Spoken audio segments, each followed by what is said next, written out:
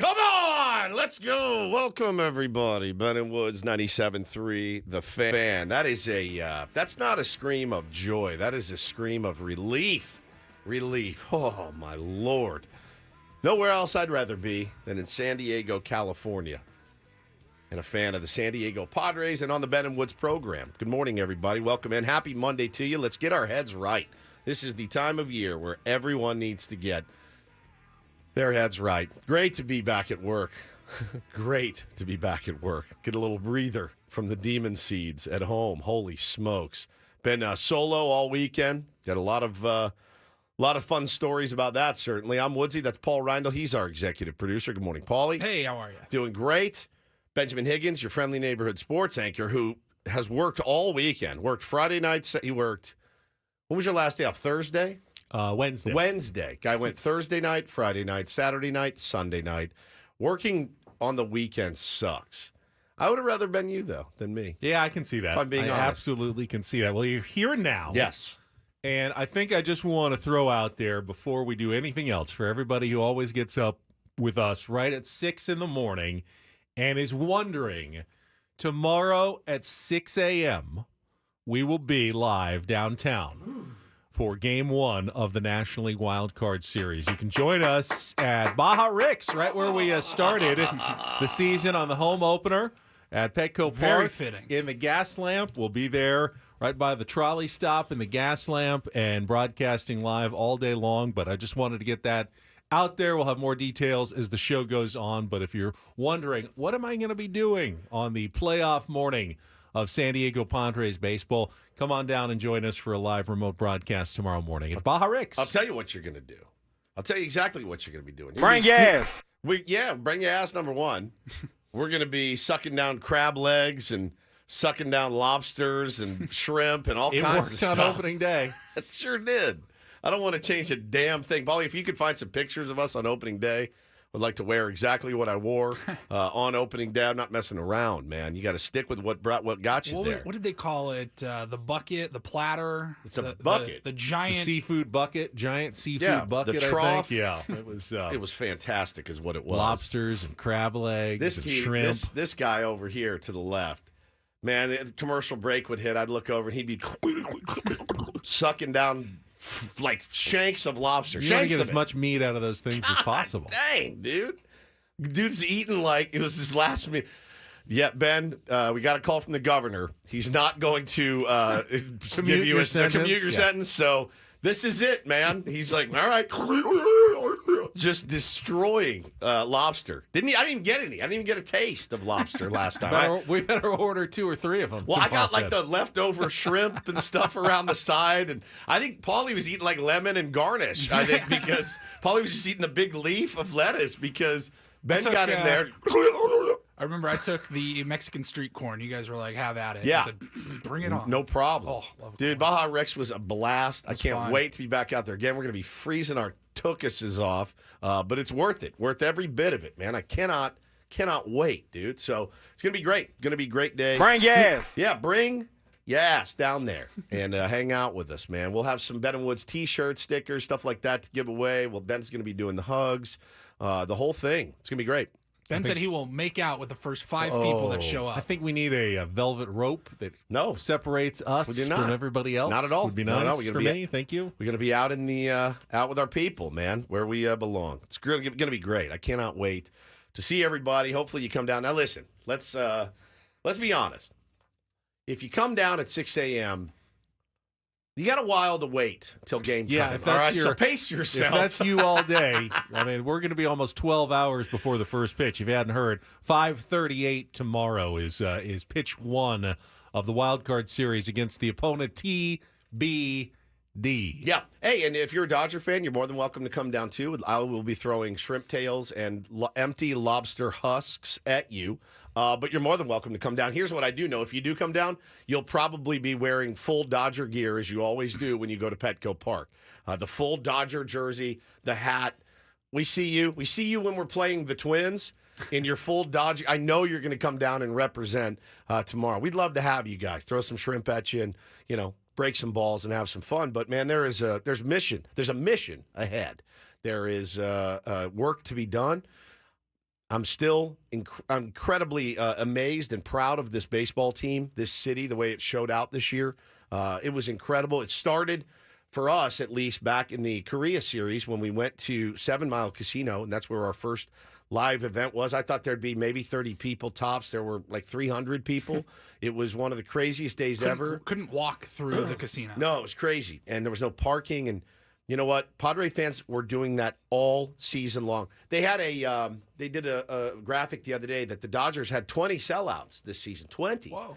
20. Pretty good. Padres had 56 sellouts at Petco Park this year, which is truly insane. And that is a testament to. Now, we didn't play, just so you know, we didn't play the Dodgers 56 times. They'll try to take credit. That's not it. Padre fans showed out this year. You showed up. You put your hard-earned money down. And, man, so far, you've been rewarded. This is a really fun team. It's been the best team I've seen. So is that 26 games that weren't sellouts, which is, 42,000 or something? They call it a sellout. I mean, what was the lowest attended game all year? It still had to have been 35, 38, 39,000, like right on the brink of a sellout. I never saw a game where you're like, damn, there's nobody there. I mean, it would be like a Tuesday night, and you're like, dude, the Marlins are here. Why are there 40,000 people down there? This might be one you want to sit and watch on the old TV. But no, Padres fans went out. They crushed it. And just so proud of them, dude. Proud of the players, proud of everybody. You know, I was just telling Benny, 93 wins is what we finished with. 93 and 69, which is nice. This team cut $93 million from its payroll. That's more, maybe 96. They have one win for every $1 million that they cut off of their budget this year, which is bananas. Bananas. AJ Preller doesn't win Executive of the Year. We riot. Riot. Executive of the Year. Mike Schilt, certainly going to be up there for the Manager of the Year voting. The fact that he's not getting talked about nearly enough is embarrassing. It's embarrassing. But, you know, such is the nature of some of these awards. Pat Murphy's done a great job. There's no doubt about it. They didn't cut $93 million from their payroll. That I do know. No. So same record, 93 and 69 for the Milwaukee Brewers. So pretty exciting stuff. Great time to be a Padres fan. Great time to live in San Diego. And for those of you that are not here, but are listening in other locations and you know have some FOMO, I totally get it. We love you. We're here for you. And tune in, and we'll try to make it feel a little bit like you're here. How'd you guys do in your Tier 1 game? You didn't get to play because you were watching your boys, and you coached. Coached yesterday. So another win for the Tier 1s, Paul? Yeah, yep. Finished off the regular season with another win. What did that put us, 11 and... No. 12 and 2, 12 and 3? We're 13. Anyways, finished, locked up the number 1 seed, 12 and 2. And had to grind through one yesterday. Half our team was in Arizona or hungover. Yeah. Got a lot of those early morning, hey, man, partied too hard last night. I'm not going to make it to we're all like, get your ass Valley over here. Center. Oh, God, yeah. It's a great year for the Tier 1s. But now we have our playoffs this weekend. Doubleheader on Sunday. On Sunday. Hopefully. Yeah, hopefully. If it's win and then you play again. Win and play again. But, yeah, we're excited about that. Trying to win another championship. Maybe we win 2 championships in San Diego in the next few weeks. You never know. But, yeah, it was great. We had I coached yesterday, so I had to bail because I coached Bo's Pinto League team, and we also won 30-22, which I don't know. I don't know what exactly. I'm trying to be delicate. Scored a touchdown and an extra point or 2-point conversion. 30-22. You got a good field goal kicker, obviously. So you can only score 5 runs an inning max. You play 6 innings. So what does that tell you about our Bulls? Our Bulls offense. 6 times 5. 6 times 5 is 30. We maxed out every inning. We actually got some outs on them. They had a couple of strikeouts. What is this doing for the kids, though? I wonder. Well, obviously they're getting a lot of swings in, which is good. Yes, that's true. But everybody get 12 at bats. I mean, no, but because they max out, they would have because you have to max out. So Bo hit a 2-run homer in the first, which was the greatest thing of all time. Just murdered one. But once the 5th run comes in, you're done. Everyone stops, so you got to start over. But defensively, what is this doing for the children? The field is so big. You know, you field a grounder and you make a throw, and there's just no chance to get anybody. So I think everything needs to be kind of tightened a little bit, but we're working. So it's a lot of fun. Love being out there with them, and it's just fun to see these kids play and embrace the game and love the game and play with some confidence and stuff. It's a lot of fun. So it was great sports weekend. There's no question about it. Padres did something that I feel like typically they would have screwed up somehow, right? If this was in years past, there would have been a huge screw up by the Padres this weekend. And they didn't. It actually was played to perfection. Yeah, I would say that the best possible outcome for this weekend was achieved by the San Diego Padres. Yeah, played it perfectly. And they will now be in a good position today. We will go through all the scenarios that remain for the day after the end of the regular season. Well, technically the last day of the regular season for two teams, the Mets and the Braves, and the Diamondbacks still alive for the postseason. So we'll give you all those scenarios coming up. This is like your Super Bowl. Oh, I love this. I mean, you know now, me. This made me sick to my stomach. All of the scenarios. Jeff Passan put out a tweet yesterday. I started to read. I go, I'm done. I almost flipped the table over. I was like, I can't read this anymore. This is making my brain hurt. And Benny is over there twirling his mustache going, woo. So when I got home from the Tier 1 game yesterday afternoon, I was reading on ESPN his 8 scenarios. I think he had 8 of them. Yeah.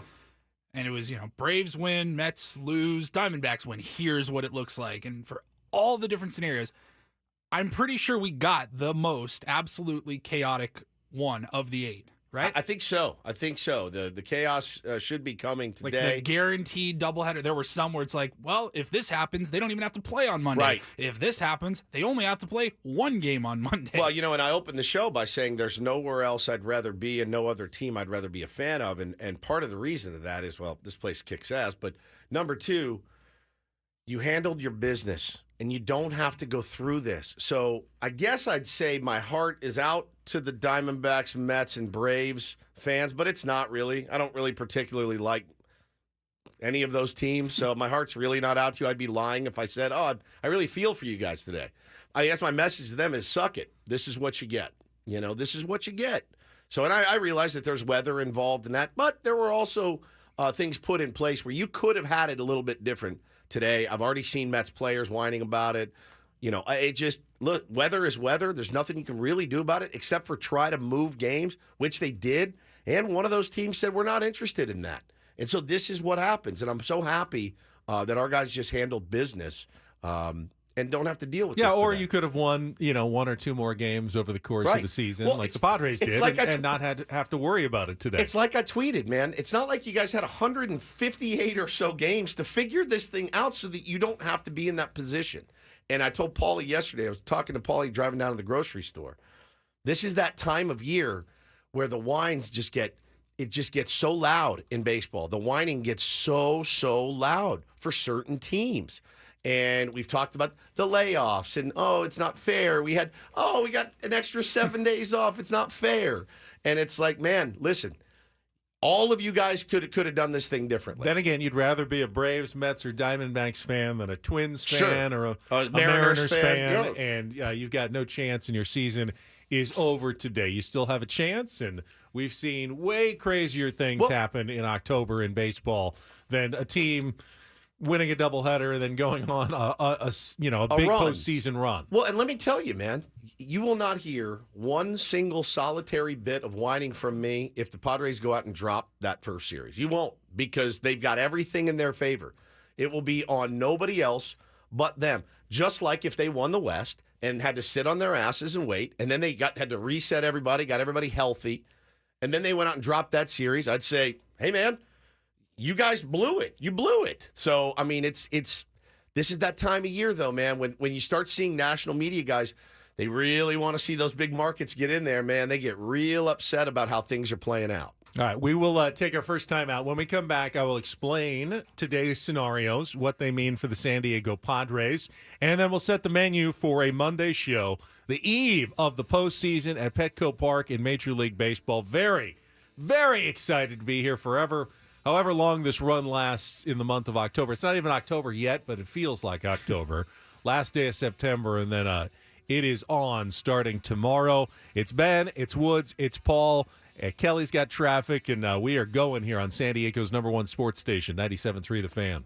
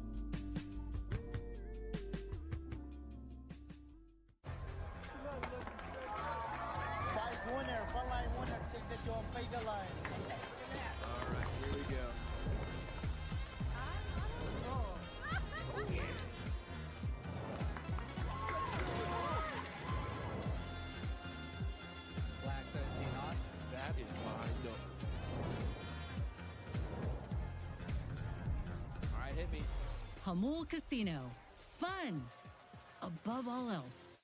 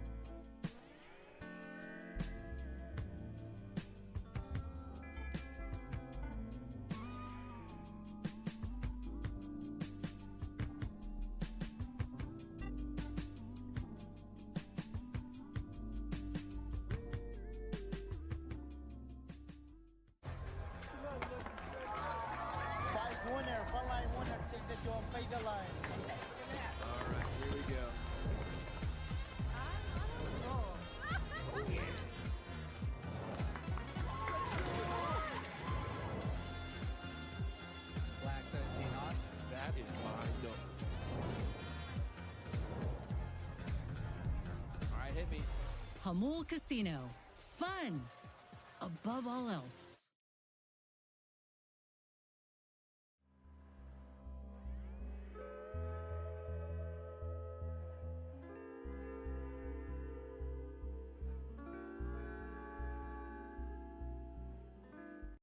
Dan, that not everybody follows the scenarios as closely as I do, which is fine. That's why I'm here to explain it, to Ben-splain it to everybody this morning. Welcome back.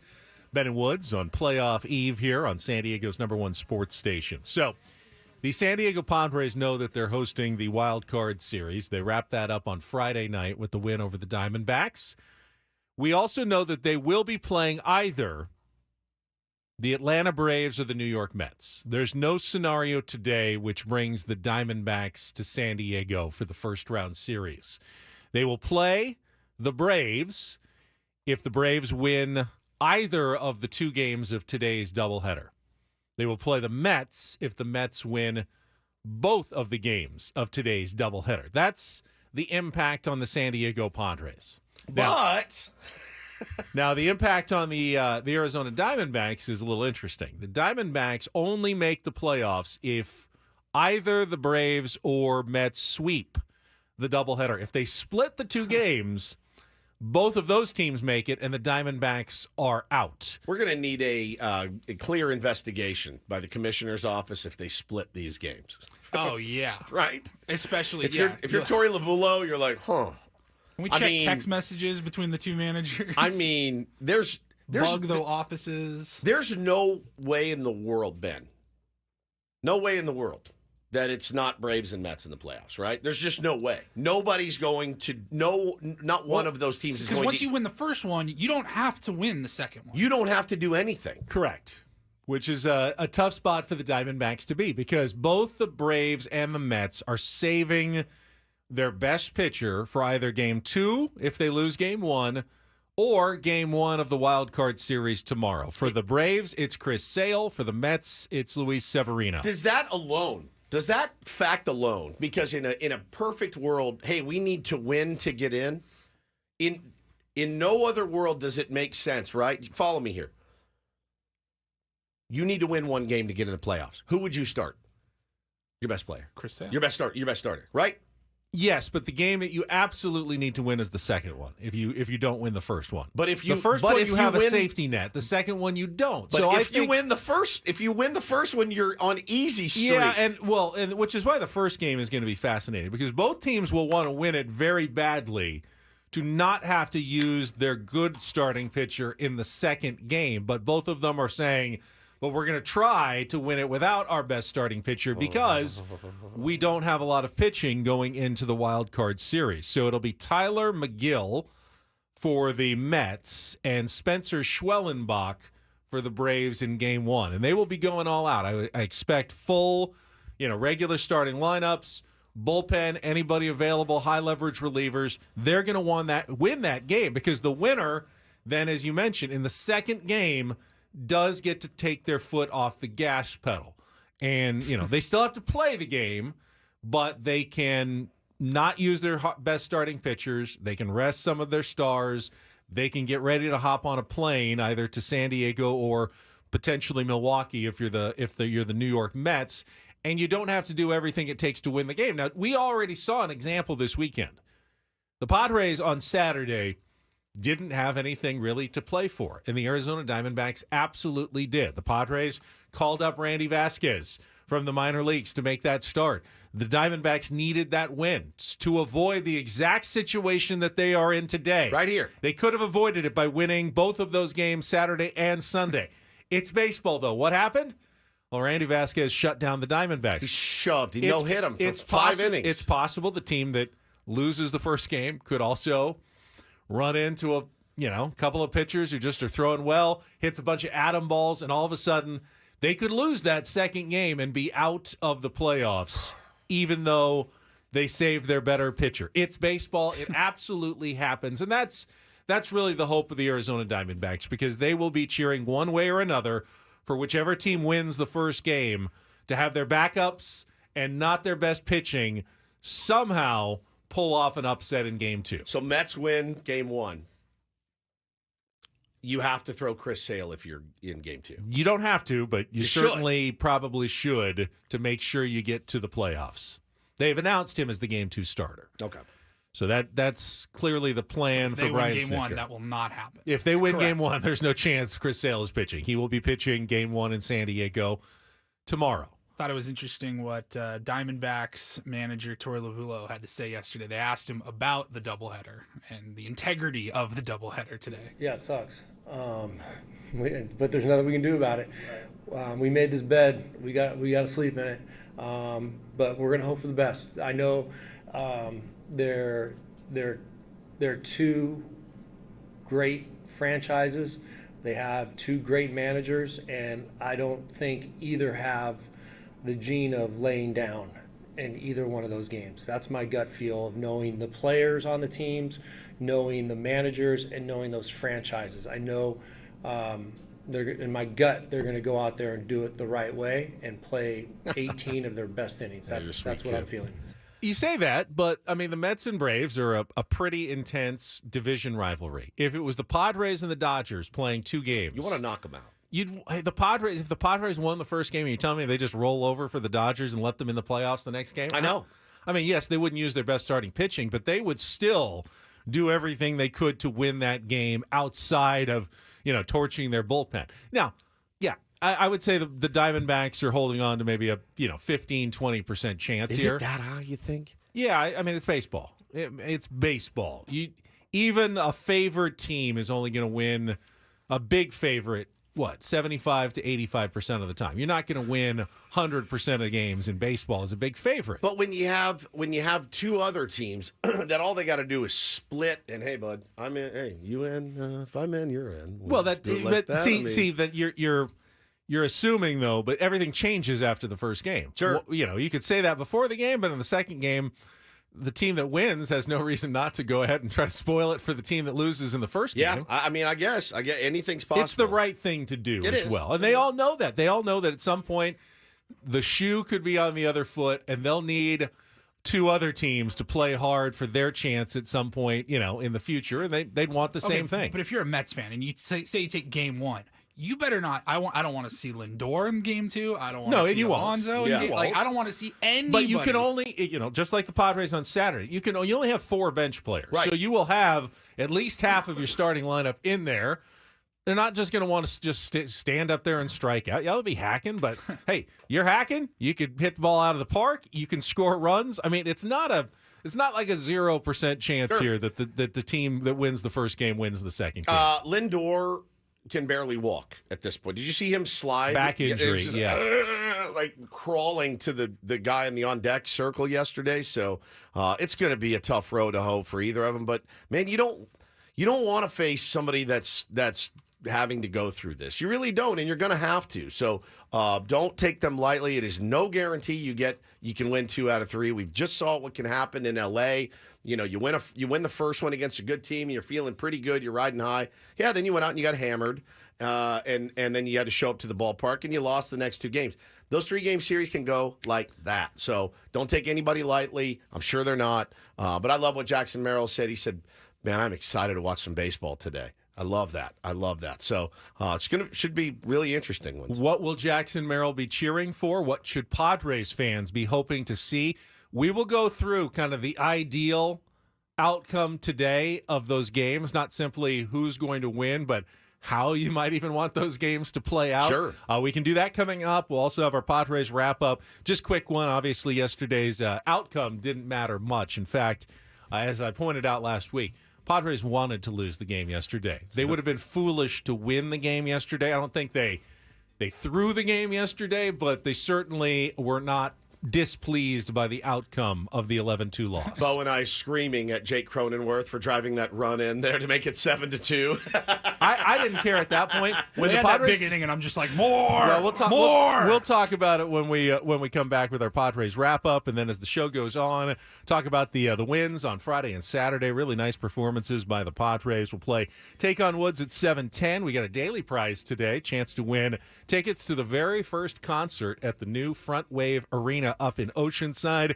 Don't do this, and then in the second half of the program, Postseason Sammy makes his first appearance. Sam Levitt will be with us at 8:35 to wrap up the weekend and look ahead to our coverage here on 97.3 The Fan of the Padres in the Wild Card series against either the Mets or the Braves to be determined today. Paulie's got his Rundle Report, and then we'll turn things over to Annie and Elston at 10 o'clock. But there's your menu, and we are ready to dine now. Dine on playoff baseball here with Ben and Woods on San Diego's #1 sports station, 97.3 The Fan.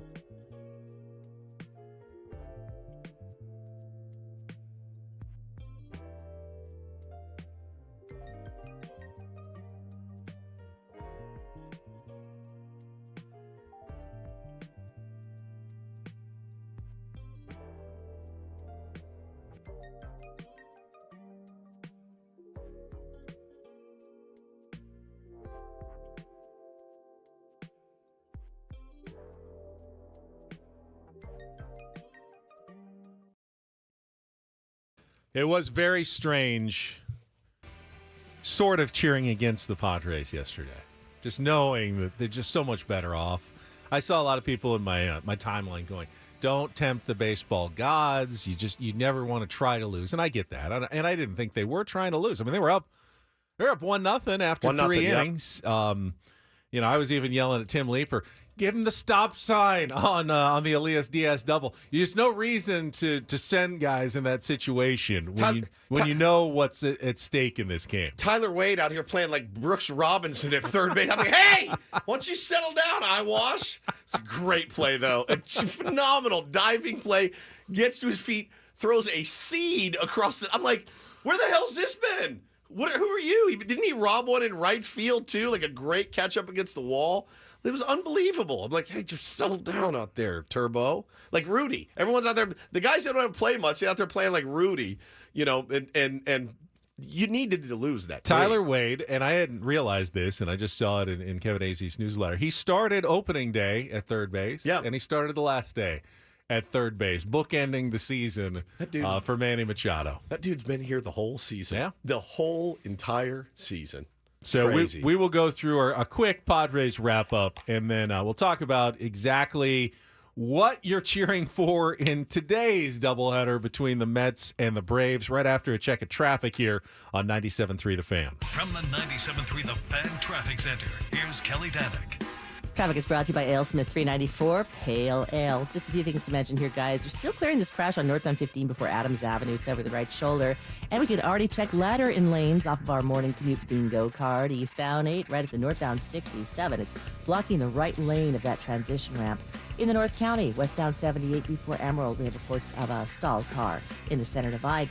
Ale Smith 394 Pale Ale, the official rally pint of the playoffs. Watch all of the San Diego postseason action at the Ale Smith Tasting Room in Miramar with game day specials on 394 and more. Root for the home team with other fans while enjoying the game with sound. Don't miss out. I'm Kelly Danick with Ben & Wood, San Diego's #1 sports station, 97.3 The Fan. It's a shame if they lose.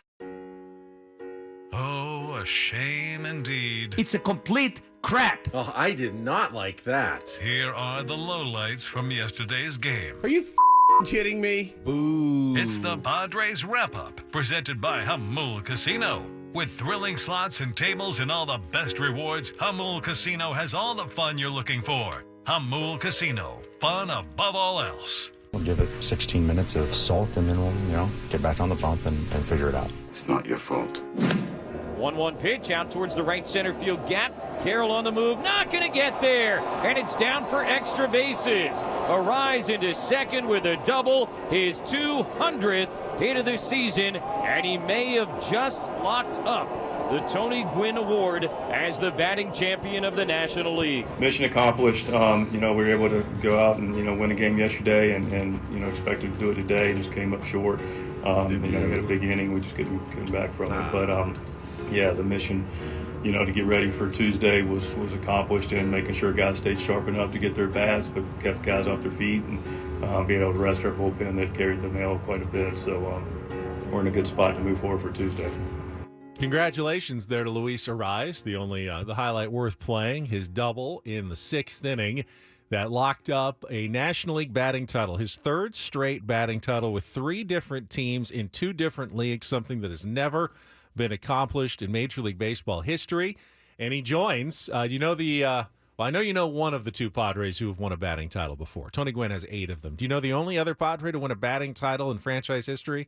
Why do I want to say Chase Headley? No, not a bad call. He was in the running. It's actually Gary Sheffield who won the other batting title. So Hall of Fame, dude. Make it 8 for Gwynn, 1 for Sheffield, now 1 for Luis Arraez as he finishes 4 points ahead of Shohei Ohtani. Now, technically, Marcell Ozuna, if he goes like 9 for 9 in the doubleheader today. Okay, I was asking what the math was because Pomeranz, I think, was trying to figure it out yesterday on the post-game show. He's like, all right, he's like 10 points behind. How many hits do you need to gain I've 10 heard points? It's like either 9 for 10 or 9 for 9, something insane that Marcell Ozuna would have to do today for the Braves. You figure if he goes 4 for 4 in the first game and the Braves win, he probably doesn't even play in the second game, which wouldn't be good enough. So it's pretty much a foregone conclusion for Luis Arraez that he's going to win that batting title again. So congratulations to him. And He's obviously a different kind of player than Shohei Ohtani. Yes. But, yes. That's not, that's why winning a Triple Crown is so hard. Correct. Because to win the batting title, the home run and the RBI title, they kind of go together. Sure. You hit a lot of home runs, you're probably driving a lot of runs. A lot of people do that combo. It's then adding the average to having to slug the way you do that makes it so rare. No one's done it in the National League since, what's it, Ducky Medwick in 1937 or something to win a Triple Crown. Miguel Cabrera did it in the American League, but just once, National right? League, yeah, just the once, I think. So, and that was the first time in a long time as well. I mean, let's not kid ourselves. I think Shohei Ohtani is very capable of winning a Triple Crown. He certainly has the power. He certainly has the ability to hit the ball out of the ballpark. Slugging is pretty good for him, and hits for a good average as well. He's a great baseball player. There's no question. But as long as Luis Arraez is there, he prevented Aaron Judge from winning one in the AL. He now prevented Shohei Ohtani from getting one. And I spent way too much time worrying about it yesterday online. But it does blow my mind when I see people wanting the rules changed, because they just don't believe in batting average anymore. And I think, You see the argument all the time. Well, if they value it so much, why don't they pay him for it? And I can understand your perspective there. But my perspective has always been the hardest thing to do in sports is hit a baseball. If you are the best at hitting a baseball, you should be rewarded for it. And this is your reward. The batting title, that's all it is. People are like, well, how do you give him the batting title? I'm like, well, it's very simple. He had the most hits in the number of ABs. You can just divide them, and that's what you get. And whoever comes out the highest wins one. It's always been that way. You can assign however much importance you want to Absolutely. it. And I think the batting title belongs to Luis Arraez. There's no debate there. And I think the GMs do and have. And, Luis Arraez on other teams. I was talking to my dad about it this morning. My dad, a Yankee fan, he's like, do you know what I would do to have a guy at the top of the order that got 200 hits like, Jeter used to? 200 hits? To be on base for Soto and Judge and the rest of the guys that they got, he goes, do you have any idea?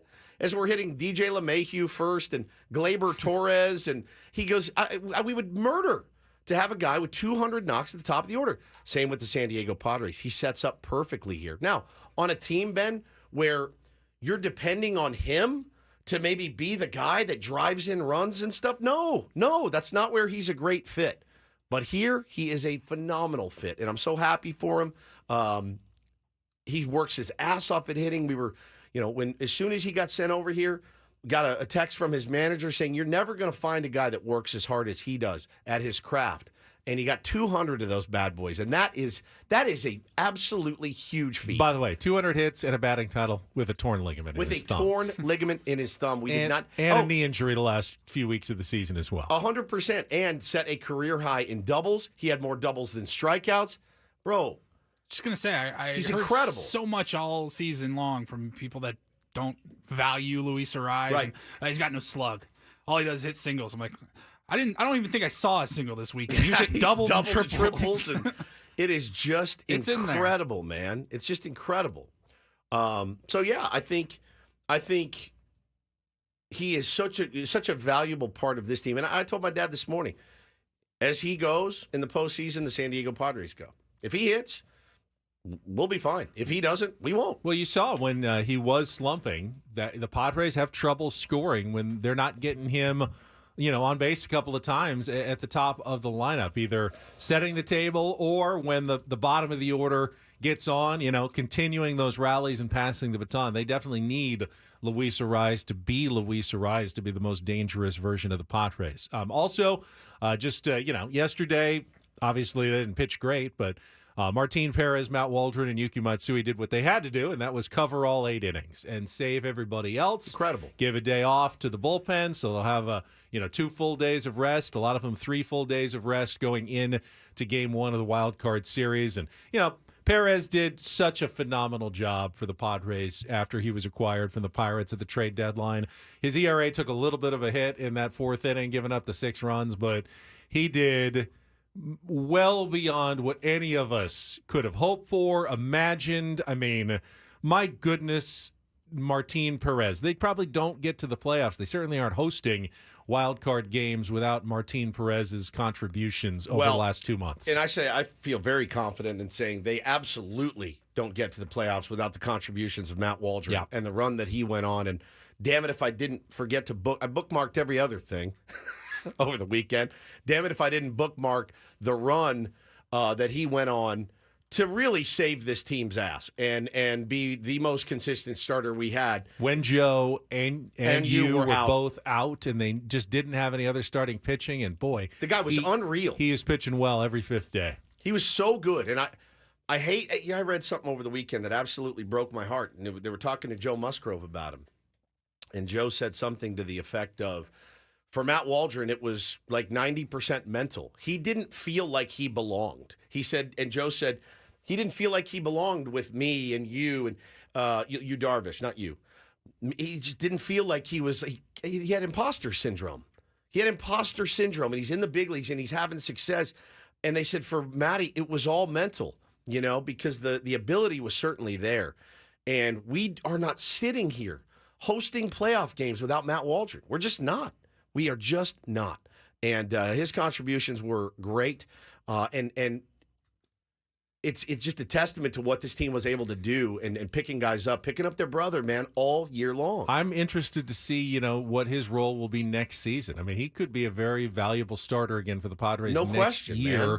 Obviously, he hit a wall at some point. It's probably understandable given how much they leaned on him during the year, but by no means am I forgetting about Matt Waldron and his potential future with the San Diego Padres. All right, so what are you rooting for today as a Padres fan in that Mets-Braves doubleheader?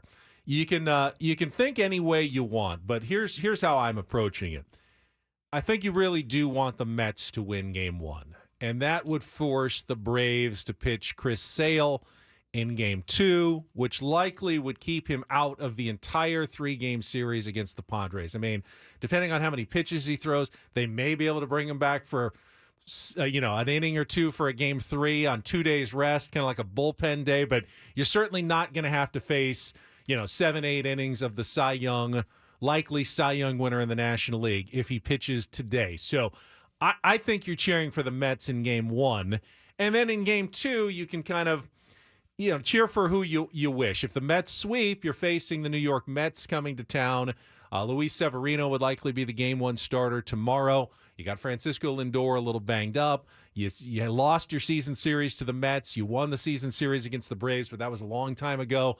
So you can kind of make your own determination. But either way, I think is clear. You would love to see a lot of runs, a lot of bullpen pitchers used, especially in Game 1. I need 14 innings Game 1. Yeah, extra innings, a 10-9 game in which the Mets come back in Game 1 after the Braves use all their high-leverage relievers, lose it, and then have to use them again in Game 2 and absolutely torch whatever's left, getting on a plane to San Diego for either team is the ideal outcome for the San Diego Padres today. I mean, yes, you can't guarantee any of that, but in terms of kind of what you're looking for today, that's kind of my focus on this game. Just make them have to compete as much as possible in these 2 games because that's a real thing. Now they will be up. It's a playoff game. They're not going to be like, oh, we're so tired we can't get motivated for a wild card game tomorrow. Whoever comes to San Diego is going to be plenty motivated. Hey, you better watch your ass, man. Seriously. But you may have some bullpen guys who are down and unavailable for at least one day, if not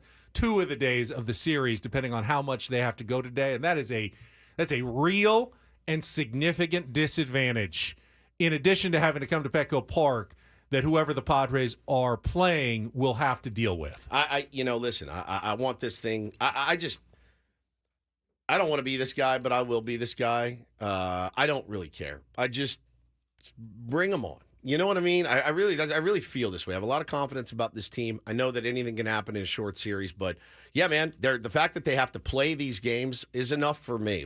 Hey, good. Congratulations. You played 162 like everybody else did, and that's all I really cared about is keeping him. The fact that they thought about... How pissy would you have been if they didn't have to play today? The thought of banging these games, that to me didn't seem right, and I know that they had to move them, and I know that it's been unfair and all that, but just play your 162 like everybody else, and I'm good, man.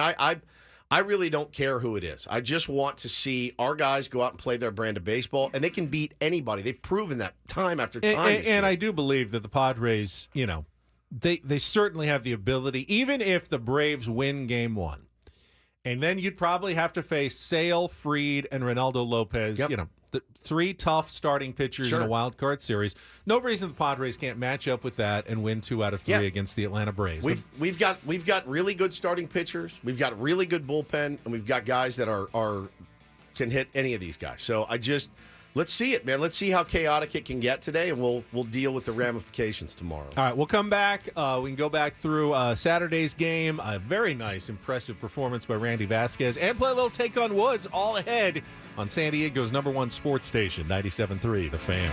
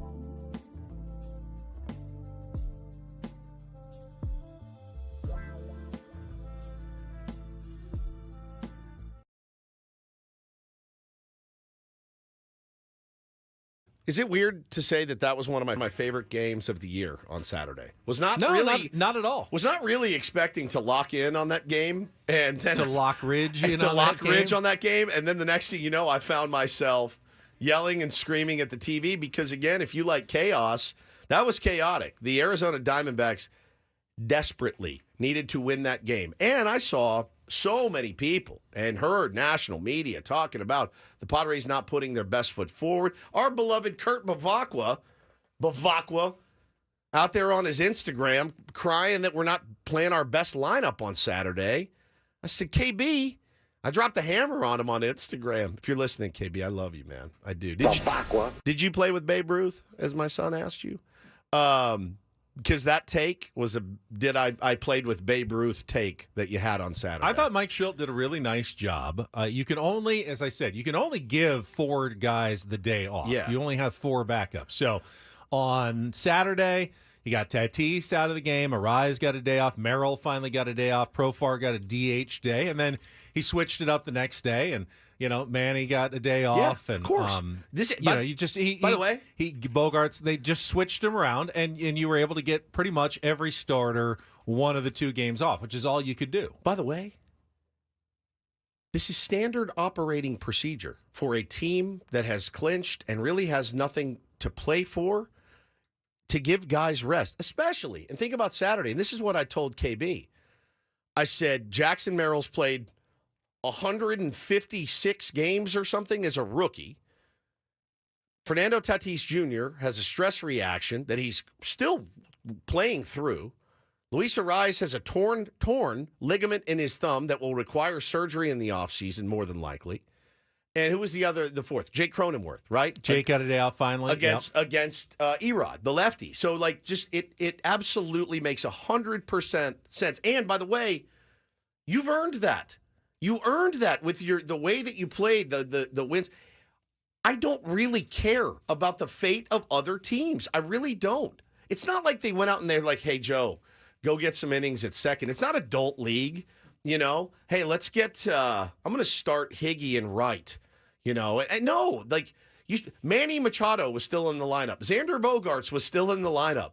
And at the end of the day, I don't care about the fate of the Arizona Diamondbacks. Well, no one can complain because the Padres went out and won that game on Saturday. Randy Vasquez went out and just shoved against the Diamondbacks. So, again, before we start talking about putting our best foot forward, maybe we see how the game plays out. And the Padres dominated that game, and it was badass. There was, in addition to Randy Vasquez, 6 innings, 1 hit, 4 strikeouts, just terrific. A nice little cherry on top. He won't be a part of the playoff roster because they sent him back down on Sunday. He's not eligible to come back for 15 days. So at the very earliest Randy could come back would be probably the LCS or the World Series. Fine. He did his job. And boy, did he. Thank you to Randy Vasquez. But what was great about that game as well is that you had a few players who had been scuffling offensively in the month of September who broke out. Kyle Higashioka hadn't hit a home run in a month, and he got that 2-run shot to break the scoreless tie in the top of the 9th. Buddy, he has had some really,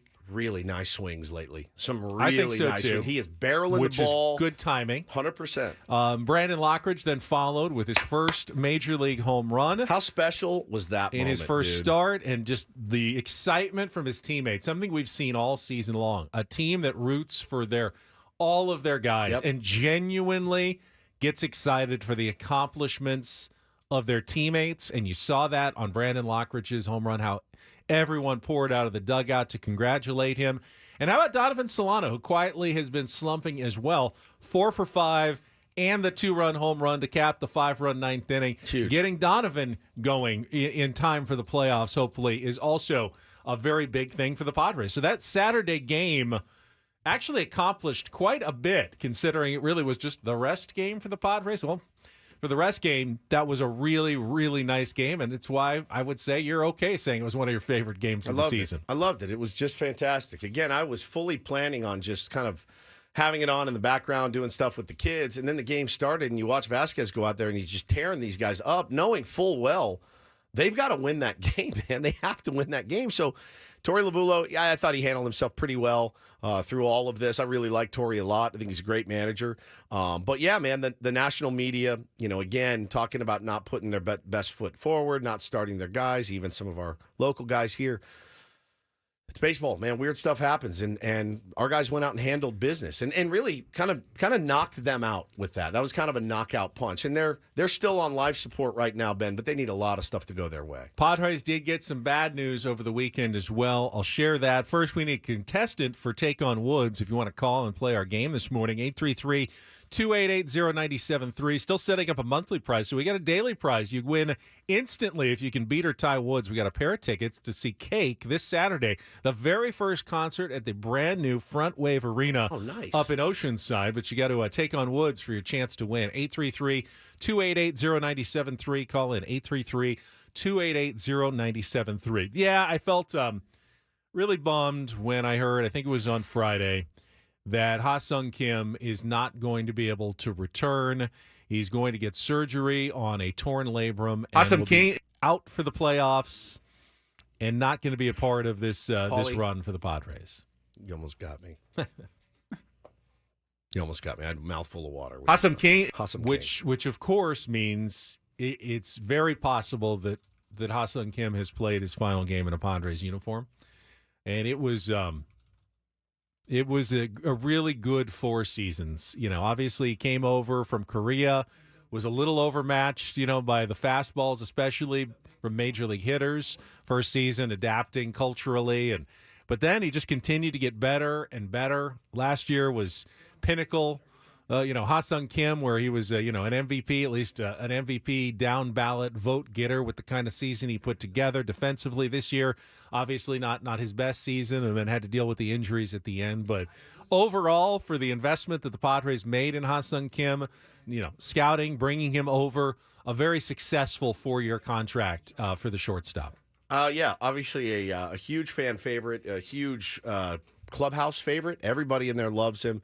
But, I hate this isn't going to come out right, but you know what I'm saying? Like, at least now you know. Wouldn't you just rather know? I know what you're saying. Instead of, like, he may be back for this, and what do we do with him? What do we do with him? Like, now you know, and you can just put your head down and you can plow forward. Especially with Xander being Xander. And I don't intend this as a shot, but he seems to like to have a defined role. And with no one breathing down his neck, it's defined. You're the shortstop for the postseason. You don't have to think about switching back to second or any position change. Xander Bogaerts is your shortstop the rest of the playoffs, and you can worry about next season with what you're going to do at that position. But yeah, I don't think it's a good thing that Ha-Seong Kim is not coming back, but that's your silver lining in terms of settling everything and knowing how it's going to play out going forward. Yeah, there's a bunch of teams with guys that are maybe on the cusp, right, of coming back and have sustained some late season injuries. For those teams, you're like, well, we're in kind of wait and see mode. The Padres are not in wait and see mode. They shut it down Friday. He's going to get the surgery, and now we know we may have seen the last of our Korean prince, but I love Ha-Seong Kim. I think he's a great dude. I will miss him if he goes, and I'll be happy if he stays. Now, had this been a few months ago, I think it would have been a foregone conclusion that Ha-Seong Kim would elect free agency. With the injury and the uncertainty of rehab in the offseason, there is a scenario. The Padres and Ha-Seong Kim have a mutual $8 million option for next year. Those mutual options rarely work out because usually one side or the other. Like the player plays well, he declines it, he wants to hit free agency. Player doesn't play well, team declines it. Yeah, we don't want to pay you again. It's right in that kind How of... does this work, though? It's kind of right in that interesting spot where the Padres, for a fairly reasonable 1-year salary, they know what they've got. Everybody likes him. He's got, he can play multiple positions up the middle. There's some value there to bring Ha-Seong Kim back. And for Ha-Seong Kim, you could at least think about wanting to have a healthy season, rebuild your value going into free agency where you might be able to cash in more after 2025. I think it's still kind of a long shot that's how it plays out, but it's not a crazy scenario to at least talk about that they could come to a decision that both sides want to just run it back one more year. I don't think it'll happen. And JH619 in the chat makes a good point. I mean, shortstops are such a premium position. He could roll out of bed tomorrow and probably get $15 million from someone. There's a team north of the team up north that could probably use a shortstop, though they have a good young prospect in Anderson. So I think, we'll see what happens, but it's a huge risk too, though. I'm sorry, I don't care right now. This is a guy bad to say? This is a guy that might have fine. peaked in his value in 2023. We'll have plenty of time to discuss this, November, December, and January. I don't care. We don't need to worry about it right now. Just bringing it up. I'm sorry, and I'm sorry to those of you that DM'd me over the weekend wanting to talk about the roster construction in 2025. You might as well be asking me to talk about the state of country music in 2024. Don't ask me. I don't care right now. I just want to win tomorrow's game. I'm not going to, so quit asking. We will talk about the roster construction for tomorrow, the 26-man for the Wild Card series. That gets me excited. We'll do that coming up. Right now, though, let's get to our game of Take on Woods.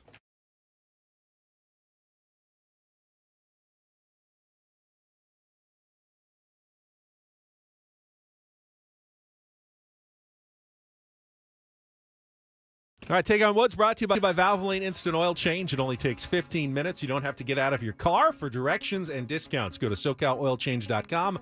That's SoCalOilChange.com. And let's have DJ spinning our tunes today. Good morning, DJ. How are you?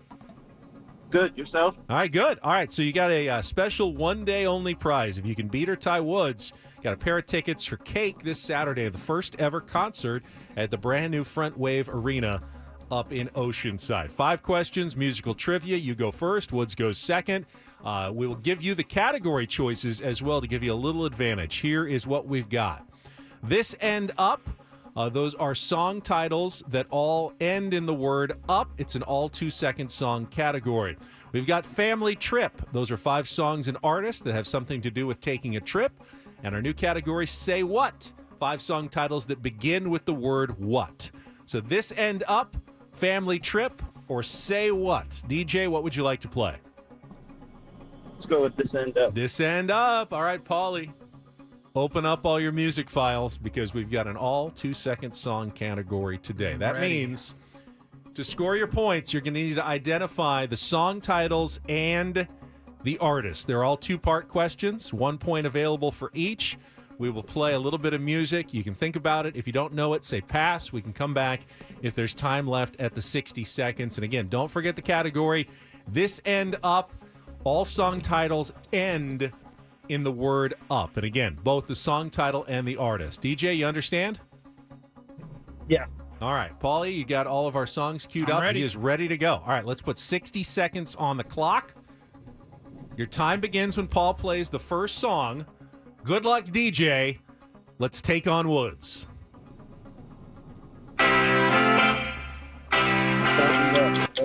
That is correct. Song number 2. Never gonna give you up, Ashley. Correct. Song number 3. Pass. Song number 4. Pass. Song number 5. 25 years and my life is still. Pass. All right, let's go back to song number 3.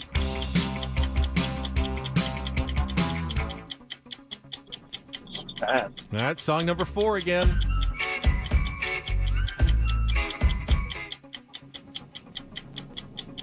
No idea. Nothing's coming to you. One more time on 5. 25 years and my life is still. Time's running out here. Don't know. All right, looks like a 2 for DJ today. I don't know that that's going to be enough. I don't know. Yeah, you got Start Me Up by the Rolling Stones and Never Gonna Give You Up by Rick Astley, and then we hit the wall. I'm calling my Song shot. number 3 was Shake It Up by the Cars. Number 4 was Tighten Up by the Black Keys. And number 5 was What's Up by 4 Non-Blondes. I'm calling that Woods, 5 for 5. Woods is probably going to get these. We'll see. DJ, hang on the line, though. You never know. All right, Woods, you don't get the category, but I will let you know. It's an all 2-second song. Okay. Category today. So All right, song ready. titles and artists. 60 seconds back on the clock. Your time begins when Paul plays our music. Good luck, Woods. Let's take on DJ. Start Me Up, Rolling Stones. Correct. Song number 2.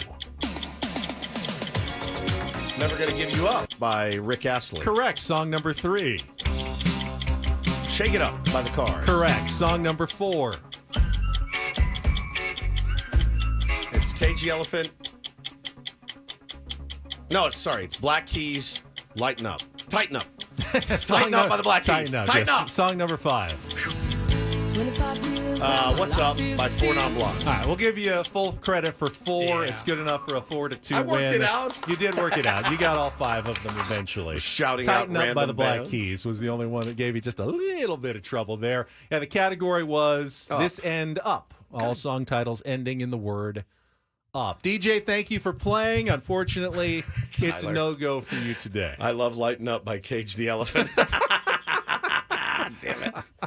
Some bangers in there. Yes, I don't think people understand how difficult it is once the actual when you call in, when you're just listening in your car, it's actually a lot easier. But when you call in and play, when Woods has to do it without the category, it's not an easy game here. This is one of the tougher radio games you're going to ever play against one of the tougher competitors in Woods. The fact that anyone wins is sometimes blows my mind. And I think anyone who calls in and has the courage to give it a try. Congrats, yeah. I absolutely salute you. And DJ, I salute you for giving it the try today. I didn't get the wrong artist on the last one, Eric said. Four Non-Blondes. Four Non-Blondes, yeah. What's up? They played that song to death, didn't they? They did. Whew. It's a jam. Good song. It's a jam. There's no doubt. All those are jams, actually. Every single one of those. That's Even why I made Rick it an all Astley. 2-second song Yeah, category. it was great because it's been hard to. I always, because I have to come up with so many related song titles for these. But every once in a while, I look at all 5 and I go, you know what? Let's play These them. are all very recognizable, good songs. Let's play them all. And then Paulie has to do extra work to put it all together, which I appreciate. Eric says it's 3 non-blondes. It's not. It's actually 4 non-blondes, buddy. I'm telling you. This Did one of them turn into a blonde, and it's like 3 non-blondes and a blonde? The name of the singer for 4 non-blondes is Linda something. Linda. Her name is Linda Perry. Linda Perry. I was going to say Linda Hamilton, but that's not No, it. she's in Terminator. Right. Yes. There you go. All right. We'll move on to Don't Do This coming up next. We may be able to give away those cake tickets later in the show. Yeah, we'll have to. All right, we'll figure out another way. DJ's loss is somebody else's gain. A little bit later in the show. That. Don't Do This is coming up next. I'm going to throw a Don't Do This out for ESPN and the news I saw this weekend involving Jeff Passan. It makes no sense. Couldn't agree more. I'm sick to my stomach. It makes about no this. sense to me, and Sure I it don't does. want it to happen. Sure it So does. we'll It makes sense. We'll talk about that coming up next after traffic on 97.3 The Fan.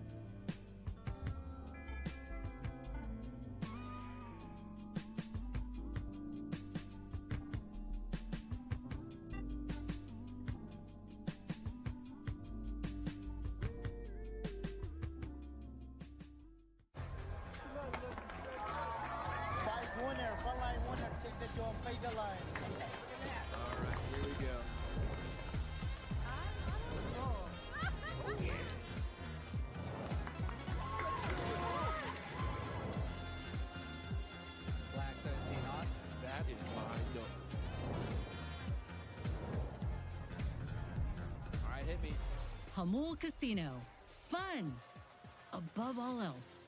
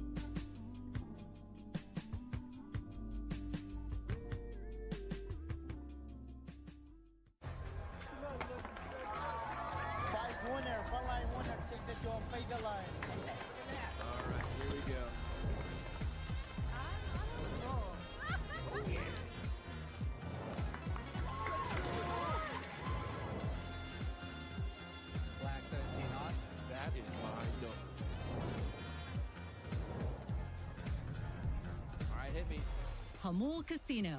Fun above all else.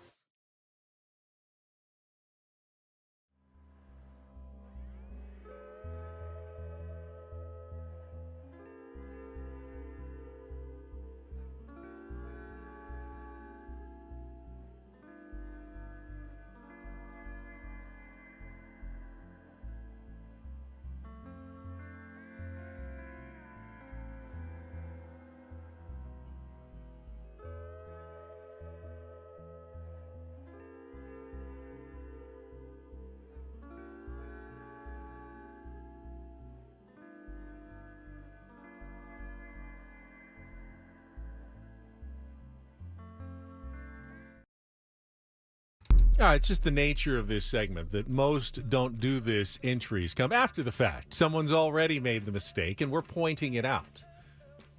Today, though, on Don't Do This, I'm actually begging, don't do this, ESPN, please don't do this. After a story came out over the weekend from Andrew Marchand, Sports Business Journal, that Jeff Passan is being considered as a top candidate by ESPN to replace Woj, Adrian Wojnarowski, the retired NBA insider, and just move over sports from baseball to basketball. I'd hate it, man. Now, I know you'd just miss passing. I would still get some passing as I follow the NBA as well, more than you do.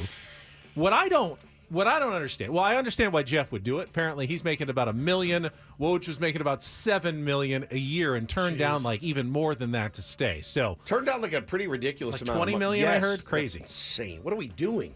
What I don't understand, and to me this cheapens the whole notion of an insider. Yes. Jeff Passan has covered baseball his entire career. His phone, his contacts in his phone must be insane. I would just love to scroll through it and just see the names of the executives, the managers, I won't the look players. at any numbers. I just want to see who you got in there. I bet, though, there probably aren't a ton of NBA insiders in there. I mean, you never know, and though, now man. ESPN absolutely could set him up. All right, here's Woj's contact list. Go. But doesn't that cheapen the whole idea?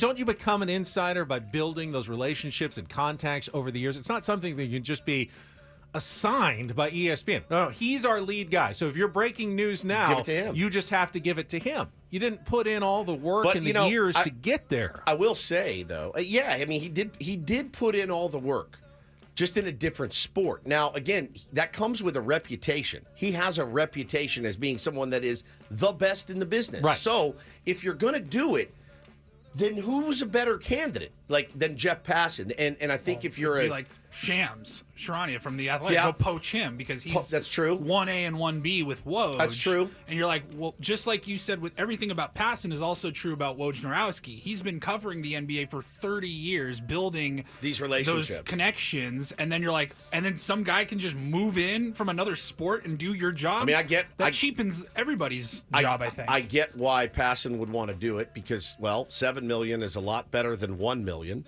and it makes sense. I mean, that's a lot of dough. I would guess Adam Schefter makes more than both of them. Can he just go and do hockey next year? By the way, guys, 162 to 82. You know what I mean? Like, is it a quality of life thing? Because covering baseball full time is normal. It also calls into question ESPN's commitment to baseball coverage if they take Jeff Passan off of it. Give it to my man Jesse Rogers, dude. Make him the heir apparent. With Woj out of the game, it was Shams who had the big breaking story over the weekend, the trade of Karl Anthony Towns from the Timberwolves to the Knicks for Julius Randle and Dante DiVincenzo, which Woods was just blowing my phone up about. I couldn't believe it when it all happened. Weekend long. Cat on the move, Julius Randle. I would like to hear your take on that. We're out of time now, but bank that for later. All right, we'll hold on to that. Yeah, because I do want to hear your take on it. I saw. Obviously the gamut was run. People were upset. I saw Knicks fans were very upset. But yeah, we'll see what happens. I want to talk about Jerry Reinsdorf and Chicago White Sox. Benny finished the season 41 and 121. You kind of do have to tip your hat to them the way they played down the stretch. Padres, as you mentioned, were the only team to beat them in a series in their last 4 or 5. 4, I think. Yeah. And he wrote a letter to the fans, the old letter to the fans. As the leader of this organization, our on-field performance was a failure. As the leader, that is my ultimate responsibility. There are no excuses. We are embracing new ideas and outside perspectives. We're going to do everything we can to fix this for 2025. Now, they had a horrible year last year as well. Hired Chris Getz in 2023. He said, changes are going to be quick. We're going to see the results. We want to see the results we want to see at the major league level. Essentially, though, he says, words are easy. I understand we need to show our progress through action. I commit to you that everyone associated with the White Sox is focused on returning this organization to the level of success we all expect and desire. But did he not know that his GM just went on the local radio and said, we're not really going to be super active in free agency. It didn't give anybody a lot of hope. And then the owner's coming out saying, no, we're going to fix it. Isn't that just something you say? It's lip service. Yeah, it's lip service to fans. I mean, you could offer, hey, season ticket holders, for sticking with us, we're going to give you, half off next year if you want to come back. I didn't hear any of those offers coming from Jerry Reinsdorf when he talked about self-accountability for the White Sox horrific season. How happy are they, though, that this season? They're like, man, I am shutting the mother down. I'm not going to touch a bat or a glove or a ball. I'm not even going to think about baseball for 3 months. Maybe that's the problem. All right, finally, do this.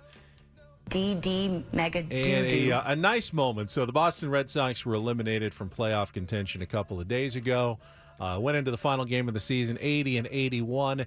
Did pull out the win, I think, over the Rays 3-1 yesterday, but it was the final game in front of the microphone, behind the microphone, for Joe Castiglione, long-time play-by-play announcer, over 40 years with the Red Sox, and here's how he signed off for the last time. We talked a little while ago about my great partner, Ken Coleman, who brought me to Boston in 1983. And I would like to close, as we've done every season since Ken retired after the 1989 season, with the way he would close every season, reading from the great words of the former commissioner of baseball, president of Yale University, and longtime family friend in New Haven, Connecticut, A. Bartlett Giamatti, who wrote from the green fields of the mind about the game of baseball. It breaks your heart. It is designed to break your heart. The game begins in the spring when everything else begins again. And it blossoms in the summer, filling the afternoons and evenings. And then as soon as the chill rains come, it stops and it leaves you to face the fall alone. You count on it, rely on it, to buffer the passage of time, to keep the memory of sunshine and high skies alive. And just when you need it most, it stops and summer is gone. Another season is gone. My 42 years here have gone so quickly. But now it's time to say goodbye to Red Sox Nation, at least on a regular basis, and to pass the baton to my good friend, Will Fleming. Joe Castiglione, 42 years behind the microphone. 42. Now, maybe his retirement will last as long as John Sterling's did, who is back behind the microphone for the Yankees. I don't know when that happened, but I was hearing John Sterling calls over the weekend. What happened to the big TV he got and everything? Oh, yeah, they gave him a big TV. They gave him the big TV. He retired early in the season. Beat it, buddy. He's back. He couldn't stay away, so congratulations to Joe Castiglione. 42 years. And another dude do this. How about this for Jason Benetti, man? Getting the opportunity. So It's cool. just incredible. Cut loose from the White Sox. Thank God. It goes to the Tigers, and now look at him in the postseason. He's a great, great dude and a great, great voice in baseball. It's just an incredible, incredible glow up for him, leaving that organization for the Detroit Tigers, who are going to be playing in the playoffs. How cool is that? And that is Don't and Do This for a Monday. That was Don't Do This with Ben and Woods on 97.3 The Fan. And speaking of that, we've got all your playoff wildcard matchups that we know about, at least. We can talk about those. And if you missed it, let you know where you can see Ben and Woods tomorrow morning on the morning of the playoff game. We'll be broadcasting live. We'll share all those details. I'm buying beers, by the way. Coming up next. Woods is buying beers. Beers on me. On San Diego's #1 sports station, 97.3 The Fan.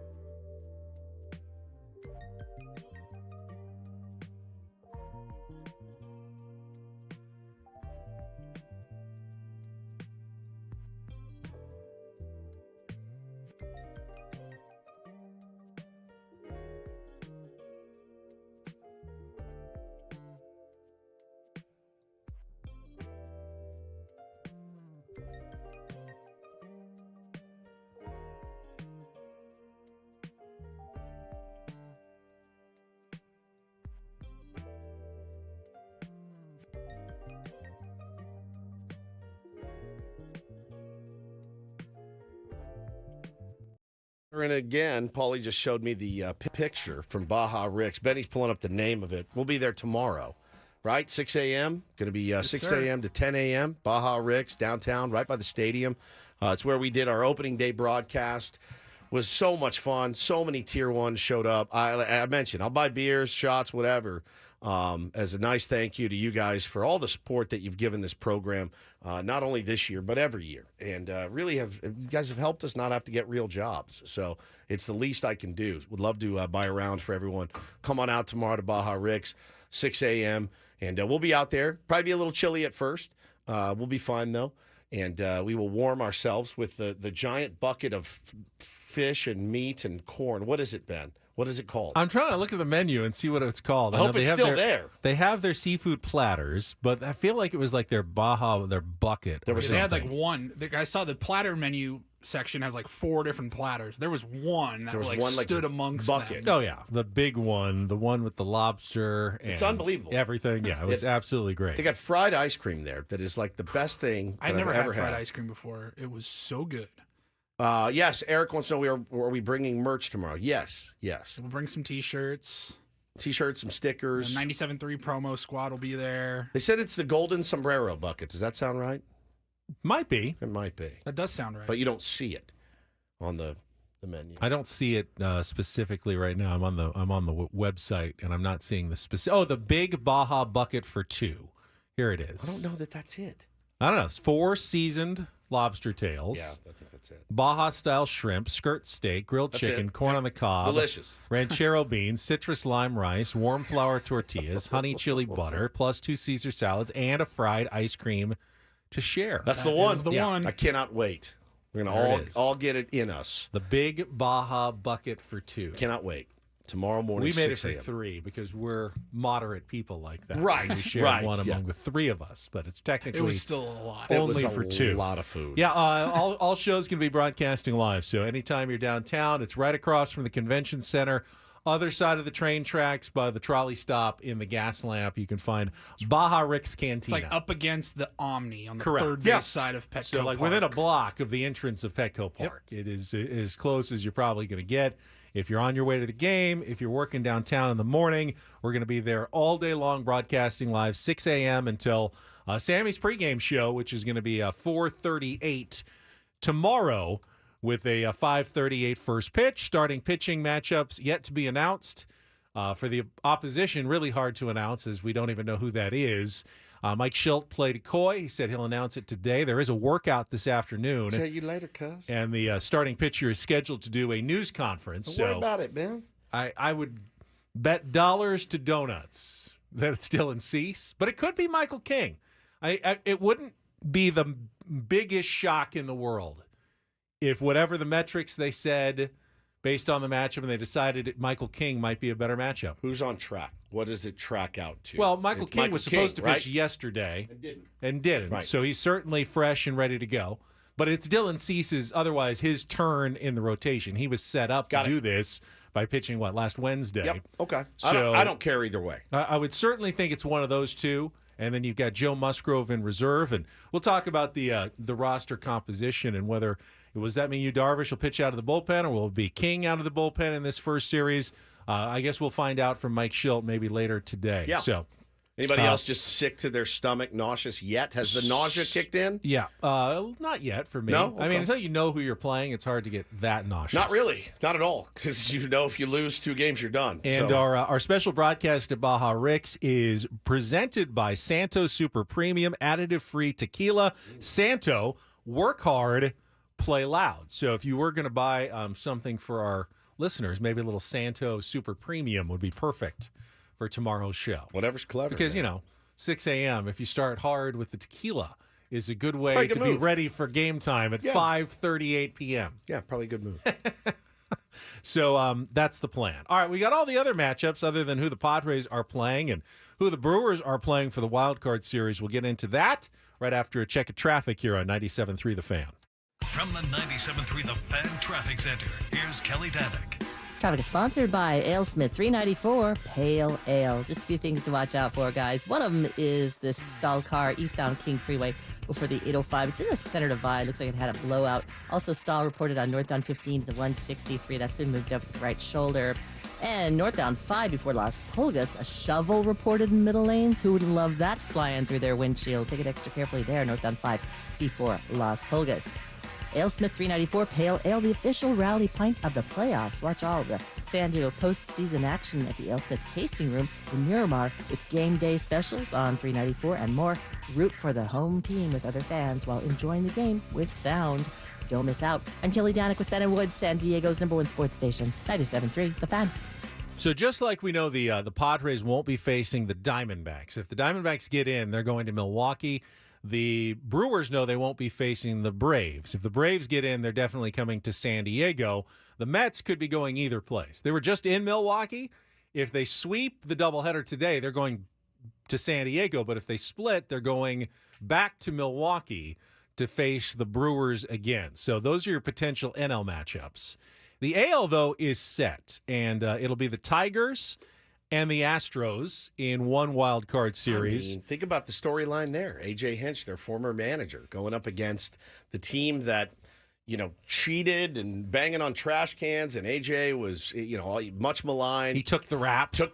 Essentially. I mean, really one of the only people to take any sort of fall in that organization was A.J. Hinch, and had to sit out of baseball and goes back and takes a job with the lowly Tigers, and nobody really expected them to do anything, and here they are. And even I've softened on A.J. Hinch over the years. You can't do anything but tip your hat to him for the job well done. So the Tigers ended their 9-season playoff drought, clinching a spot on Friday night with a 4-1 win over the White Sox.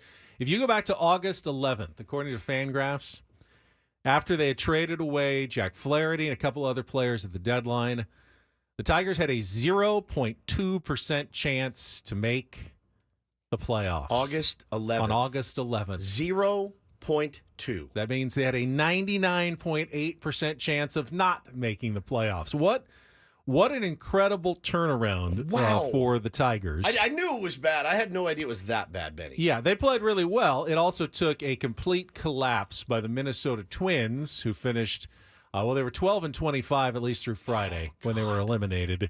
And that loss also clinched the spot for the Kansas City Royals, who will play the Baltimore Orioles. Good for them, too. In their first-round series. And they're nasty, too, man. Baltimore, Kansas City had 2 7-game losing streaks in September, but stabilized enough to get in. Baltimore, one of the best teams for the first 4.5 months, has not played that well over the last month and a half of the season. They've scuffled. So that's an interesting matchup. Whoever survives is going to be feeling really good and probably have some momentum, but both of those teams kind of staggered down the stretch.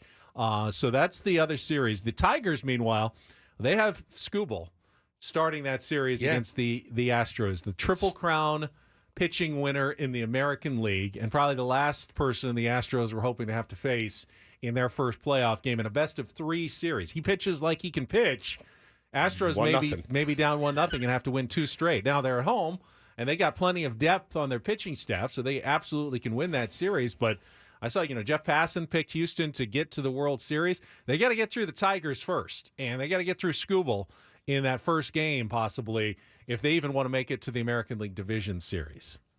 Yeah, it's good. It's a great story. I loved A.J. Hinch's post-game speech as well in the locker room. I guess you guys wanted to be a playoff team, and you think about the makeup of that team and a lot of young guys. Spencer Torkelson was highly regarded, scuffled a little bit getting in the big leagues. He ended up having a really good year, and I think they had a stat their record since Javi Baez went on the IL, Ben, was staggering.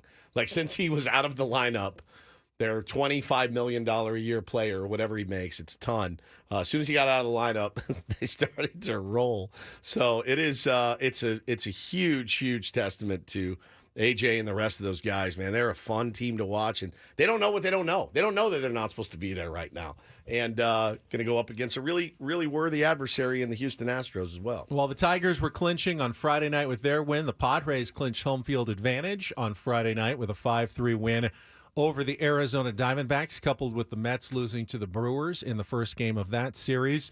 And that was a nice one because the Padres, remember, got 4 runs in the first inning on Friday to just take the lead early. It was their first 4-run inning since August 30th. Yeah. Of course, they had another one on the 9th inning on Saturday, so it's good to see some of those big innings come back. Yu Darvish was he was fine. He gave up the leadoff home run to Corbin Carroll and then more trouble in the first inning with another run, but after that settled in and was able to get the win. And congratulations to Yu Darvish, who with that 5 1/3 innings, 3 hits, 3 earned runs, ties Hiroki Kuroda for most wins all time by a Japanese-born pitcher, U.S. and Japan combined. I believe 203 victories, so puts him at the top of the list. And Yu Darvish now, has pitched pretty well going into the playoffs now for the last 2-3 weeks since he's been back. Yeah, no question. Corbin Carroll will do that. He'll ambush you from time to time, and good player. But you settled in, man. That's one thing that we've seen from our starters recently is the ability to settle in. You get a little nervous because it's the postseason, and some team jumps out to a 2-0 lead. Normally, you'd be sick to your stomach. That's it. Time to punt this game and worry about tomorrow. But not with the Padres. Their ability to come back. It was so nice, though, Benny, to get that early lead. Just to string something together and get 4 runs early. We needed them. We needed them badly. We talked about it last week, how it was kind of the light version of the playoffs, like playoff atmosphere without playoff consequences, Dodgers and Diamondbacks potentially, and how that was going to have this Padres team battle tested and ready going into the wild card round. I think just like you were saying about, playoffs roll around, you give up a 2-run lead or something like that in the first inning, you start to sweat. This team has shown time and time again all season long, especially in the second half, they could be down 5-0. Yeah, it ain't over. I feel like as Padres fans, we have been battle tested. Oh, big time. To withstand, a first inning rally or something home run like or that. something. Sure. Yeah, 100%. It took a lot for Padres fans to no longer, fall behind 2-0 and game over, game over. You don't see it much anymore. You don't see it much anymore because they've earned that with their comebacks and with their the grit squad. I thought, by the way, the most interesting part of Friday night's game probably was the 9th inning, with Robert Suarez in there for the save opportunity in a 2-run game, an important game, trying to clinch home field advantage, and his pitch mix of like 50% changeups and sinkers and only about 20 to 30% four-seam fastballs. A very different mix from Robert Suarez. Did have a walk, but recorded the other 3 outs to get his 36th save. And just a little wrinkle now for Robert Suarez going into the postseason.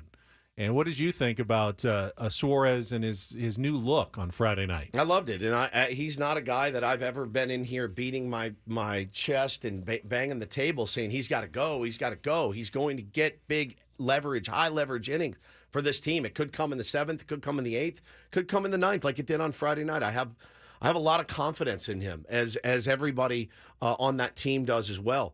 And, those last 3 are the hardest to get for a reason. That's why they pay guys an exorbitant amount of money to get them. And Robert got that done on Friday night. And, again, I love it. I think people have been begging him to throw other pitches and mix it up a little bit. If a guy knows what's coming, it's certainly easier to hit unless you're Mariano Rivera, who can just put it right on the hands. And, hey, even he got beat. Even he lost a World Series. I can see a lot of scenarios, though, where you would say, let's work on that, don't fix it too much. Like, let's work on that in the offseason, spring training next year. Next year, we'd love to see you with more of a diverse repertoire. Sure. It wasn't working. Like, you had to make a switch. You had to make a little bit of a change. Up, yeah, for sure. And you knew it right when he took the mound. I think the first pitch was like a change-up. You're like, oh, okay, here we go. And that immediately gets in somebody's head of like, I was sitting dead red, and now he just whipped that thing in there. So you're off your game a little bit. I love it. The rope-a-dope, man. I said it. And you could see after the game in his news conference, Mike Schilt was pleased by the changes and adjustments that Robert Suarez made. He almost gave more, I think, away than he usually does, because it kind of makes me feel like he was kind of displeased with the reliance on the fastball, and he was happy to see the change that was made. So that was Friday. That was the weekend that was. The Padres are headed to the postseason. We've got a couple more hours. Postseason Sammy is going to be with us in our 8 o'clock hour. Also, we have a shout-out to his family coming up here. Yeah, and Paulie and I, we got some really bad news over the weekend. Next on The Fan.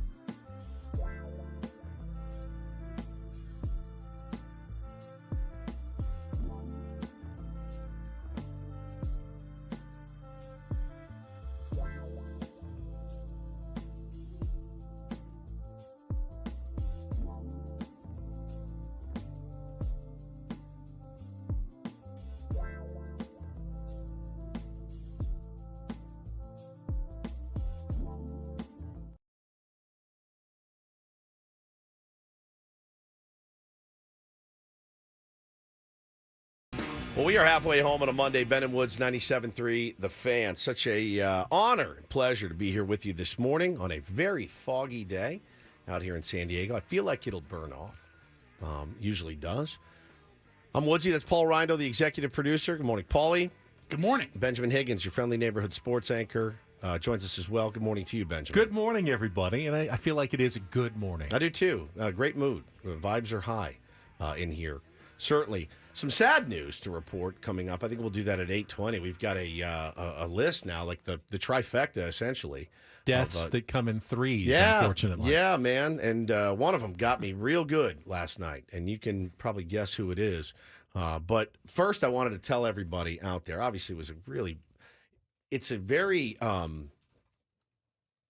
very busy time of year for us when this happens, when the San Diego Padres advance to the postseason. The wheels start turning, and you got to make plans, and you got to go out and you got to get stuff secured, and you got to get locked in, and you got to find, maybe child care, or, hey, can you pick the kids up? I got to be here and that. And, I think there's a couple of things in the hopper right now. We've got, of course, the live broadcast tomorrow from Baja Rick's, Benny. That's already set in stone. That's done. But there's so much more. There's plates spinning like crazy, and our boss, Adam Klug, does a great job at spinning those plates, certainly. But Friday night rolled around, and actually it's Friday afternoon, and I was just kind of chilling at home, and Paulie had sent a text to the group thread, and what it said was it was playoff credentials from Major League Baseball, and it had the list of people that had been approved for playoff credentials. So you had here Chris Ello got approval; he's in. Whew. Craig Elston approved. And Annie Heilbrunn, approved. Ben Higgins, obviously. Yes. Adam Klug. Of course. The following applicants were denied. In bold red letters. Yeah, red denied.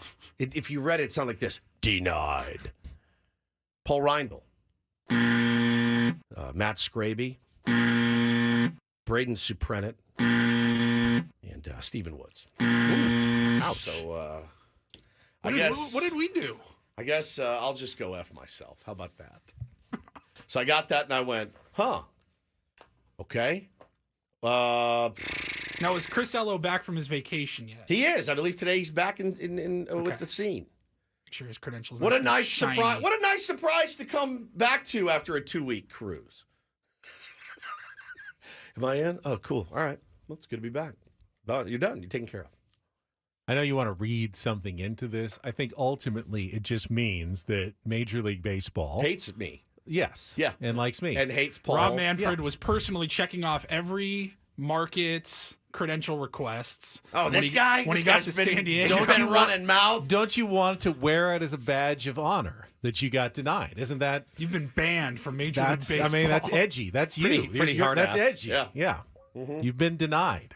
You're too hot. I guess they for couldn't. Major League Baseball to handle. I guess they couldn't take the heat that I bring on a daily basis. Are you kidding me? Yeah, They left a bunch of softies in there. The extra security that would be required had Stephen Woods had a credential. We just can't handle that, so we're just going to deny him the opportunity to go see those games in person. Carlos says Craig didn't get it. No, he did. He did. Annie, Absolutely. Elston, Ben, Adam, and Ello. Me, Paul, Braden, Scraby on the outs. And then, if you notice, though, the 3 producers and 1 host. There's 1 host on the station. They said, "No, you're good. Your old pal Woods. That's fine." Right. Everyone on air got a credential except for Woods. Correct. Everyone, kind of the producers didn't get one except for Adam. Who's not on the air. Adam's not a producer. No, but he's not an on-air host. He does produce a lot. Then again, Paulie and Braden and Scravy are on the air about as much as anyone in San Diego at this point. So it's weird because we both, I don't know what I did. We both got them in 2022. What did you do in 2022 wrong to lose them? I do remember it happened to us as a station when I was at the other station, 94.9. 1 year at Coachella, they gave us the all access passes. What are you doing? What are you doing, right? He's sending pictures on his phone over there. No, I was receiving one. All right, just wait. We'll be off in 10 minutes. I didn't. I was just checking to see what text I got in case it was important. It's not. So 1 year, Coachella gives us all access. And I mean all access. I could have gone on stage and been like, woo, woo. I could go anywhere. I was in VIP. We were in the parking lot. There were people on our buses. We had a bus parked back there. And we went nuts. We went crazy with the interviews. We partied with bands till 6 in the morning. Next year we go to sign up. They're like, yeah, no, sorry. We have, they basically banned us from the site. We had to set up off-site. We got nothing. Nothing. So I wonder, Paulie, I barely even went in 22. I took my kid to a game. Now, is it possible, as I'm looking at the list again, Ello, Elston, Heilbronn, Higgins, Klug approved, Rundle, Scraby, Suprenant, Woods denied, that it was just like alphabetical, and out of the 9 applicants, they just went through the top 5 alphabetically. I guess you should have taken Megan's last name. You'd be in I instead if you'd. Would I have gotten in? Klug would be out. You'd be right on the border right if on you were the cusp. Nancaro Woods. Yeah, I think Klug would still get in over you. Yeah, you'd still be on the cusp. I mean, but maybe Adam needs to submit requests as Woods, Steven, No, still too Rundle, late. Paul. You're still and then all too late in the alphabet. What is? Go reverse order. Ultimately, with these playoff games, they need to make more room for national media, like Carl Ravitch, David Cohn, Eduardo Perez, and Buster Olney, who will be calling the Wild Card series for the Padres against their to-be-determined opponents. I don't want to go anyway. I didn't. And perhaps with the Padres, I'm good. You can make all the excuses for your buddy Rob Manfred that you want. It's fine. Do you want me to try to set you up in like one of those buildings near Petco Park where you can kind of see in? No, I'm good. I'll just watch on TV. Those balconies with that guy that Mud and Don always show pictures I love of that inside. guy, dude. Yeah, I would love to chill in his place, watch a game with him. If you're listening, Bud, they always say your name and I forget it. If you're listening, I'll come up. Brett. I want to say Brett. I'll come up and watch right. games with you. I'm fun to watch games with. If you like people screaming at the TV and cursing and Brett, if you're listening, Paulie and I have nothing to do. Maybe they know you like screaming at the TV and cursing, and that's why they don't want you in the press box. I guess. So is Adam working on this, or he just? Sorry, guys. He got his. What does he work? He got his. What does he care? It's true. Now I will say this is also for the NLCS and the World Series. It all gets done before the playoffs begin. Just in case any, Tigers fans or their media, they're going through it as well. Everybody's going through it. Just in case you reach the LCS of the World Series, we're out. Especially, if we decided, hey, we should go on the road with the team. No, right. Can't do you it. and I Ben can go. Yeah. And then you and I will be at a bar across the street from, Yankee Stadium for Game 1 of the World Series. Just getting our ass kicked at a bar in the Bronx. Just, how you doing? Just beating the crap out of us. Hat right into that bar in the Bronx as you're watching the game. Just get killed in the Bronx, man. Who are you guys? Nobody. We're nobody. You've been sitting in the press box, just rubbing elbows with all the John Sterling and the rest of them. Now, how does this get resolved? That's what I want to know. I don't know, man. I just do we have like a Hunger Games amongst the 9? Let's do a hitting. Do we pull rank on seniority? Let's do a hitting contest. Something. I don't know. Coin flip. I guess it's fine. Is there an appeal process? I don't want to appeal. It sounds like a lot of work. If they don't want me, I don't want them. Like a hearing in front of Rob Manfred? Yeah, I don't know anybody that loves baseball and would only talk baseball if I had, than me. It's my favorite thing. So I was hurt a little bit when I got that text. At least Adam got his, though. That's cool. I just sent it over and said, oh. Oh, yeah, Paulie sends it with the, oh. And I wrote back, oh. I was like, oh, okay. All right.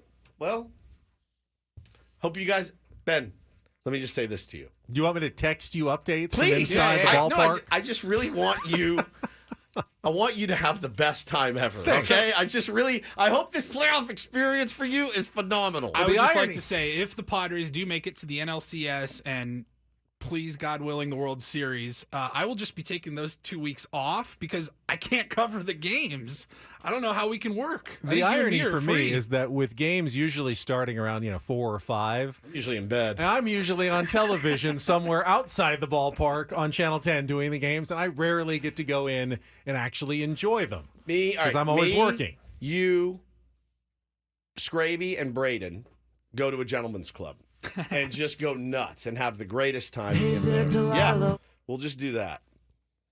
Hannah's going to be like, now I can't even be like, hey, sorry, I got to go to work. She's like, you don't have a credential? You're here. Making dinner, making lunches, bath time. Babe, the game is on. I'm sorry, these kids need to be bathed. And I'm fresh off a Hawaiian vacation. I can't do it. So you need to do it. You can have it on the TVs and catch catch a little here and there. Here or there. Which the actually, playoffs. let's be honest, might be the best way to watch the playoffs, just casually if you can. But that's cool. That's fine. I didn't want to go. It's no big deal. That's fine. Just more par for the course, I think, Paulie, in my career. It's 15 years of this. 15 years of this. Just downtrodden and just can't get it together. Oh well. Have fun. Have a great time. You and Adam just playing with each other and having fun. If I'm even in there. I usually end up watching on my phone from outside the ballpark. They're not making you go up to the. You're not have to. I have not heard yet. So tonight we've got. Well, I'll be at the workout tonight because we've got Monday Night Football on ABC. So I will be able to go there. But tomorrow, I'm not sure. There's the vice presidential debate is on all the networks, which may help me actually get into the game tomorrow. But then Wednesday, I may be on a building somewhere. Well, if you're able to make it, you'll be able to. I will be able to get in. Walk right in.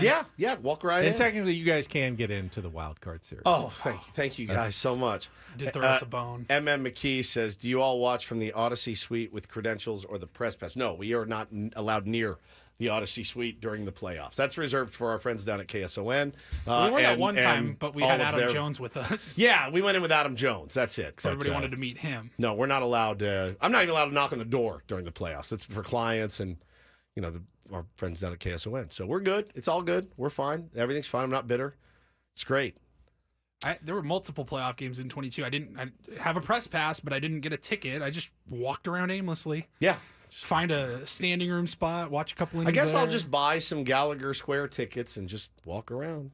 Those aren't going to be cheap just to get in. No. I think the face value is over 100. And it's wild that Adam resale is going to get to be. Adam has been in the chat all morning, but now he's very quiet. Very, very quiet indeed. Probably on the phone with Rob Manfred. Probably getting this all straightened out for us. But anyway, hope you guys have a great time. Hope you guys all enjoy your playoff experience. And I'll be watching, listening. At least you're on this. Side of the earth right now, because unfortunately we've got a trio of shout out to the families. Well, it could always be worse. Could be worse. I could be dead. Is what he's saying. That's what I'm saying. Yeah, could be worse. Could be dead. Yep. And we'll give you the update. Shout out to his family. What a segue. Hey, Woods, you could be dead. Like Quit crying. We'll tell you who did die next. Coming up next, the 3 people that died. They won't be going to the LCS. Yeah, you know who else isn't going? You laugh, but that was the LCS. That was my exact tease right there. You're a monster. Absolutely. I need to come up with a segue to a tease. How else am I going to do it? That was what I had for you. Next on 97.3 The Fan.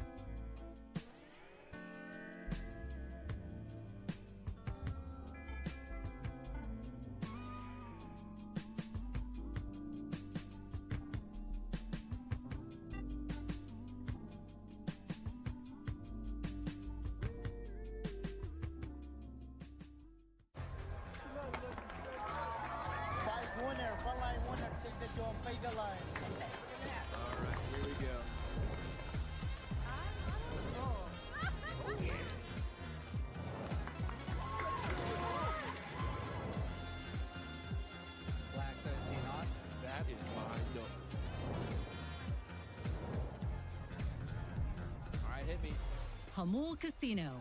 Fun above all else.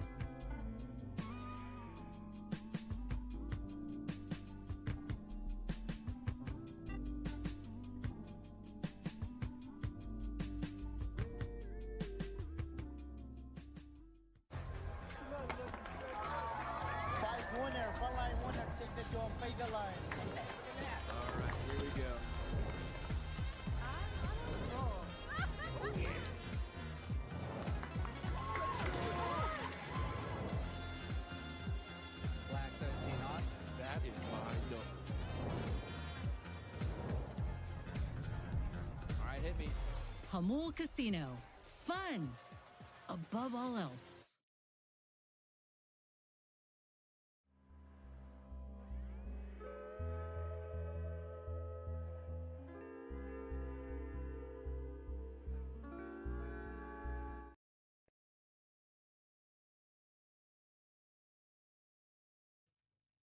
You learned something yesterday about one of the 3 deaths that have taken place in the last 24 hours that we're going to discuss here in our shout out to his family segment. Yeah, I hate when we have to do a full segment because yeah, so many are we doing passed them all away. separately or just one big one at the end?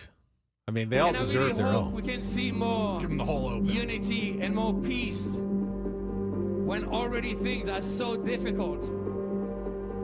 So, shout out to his family.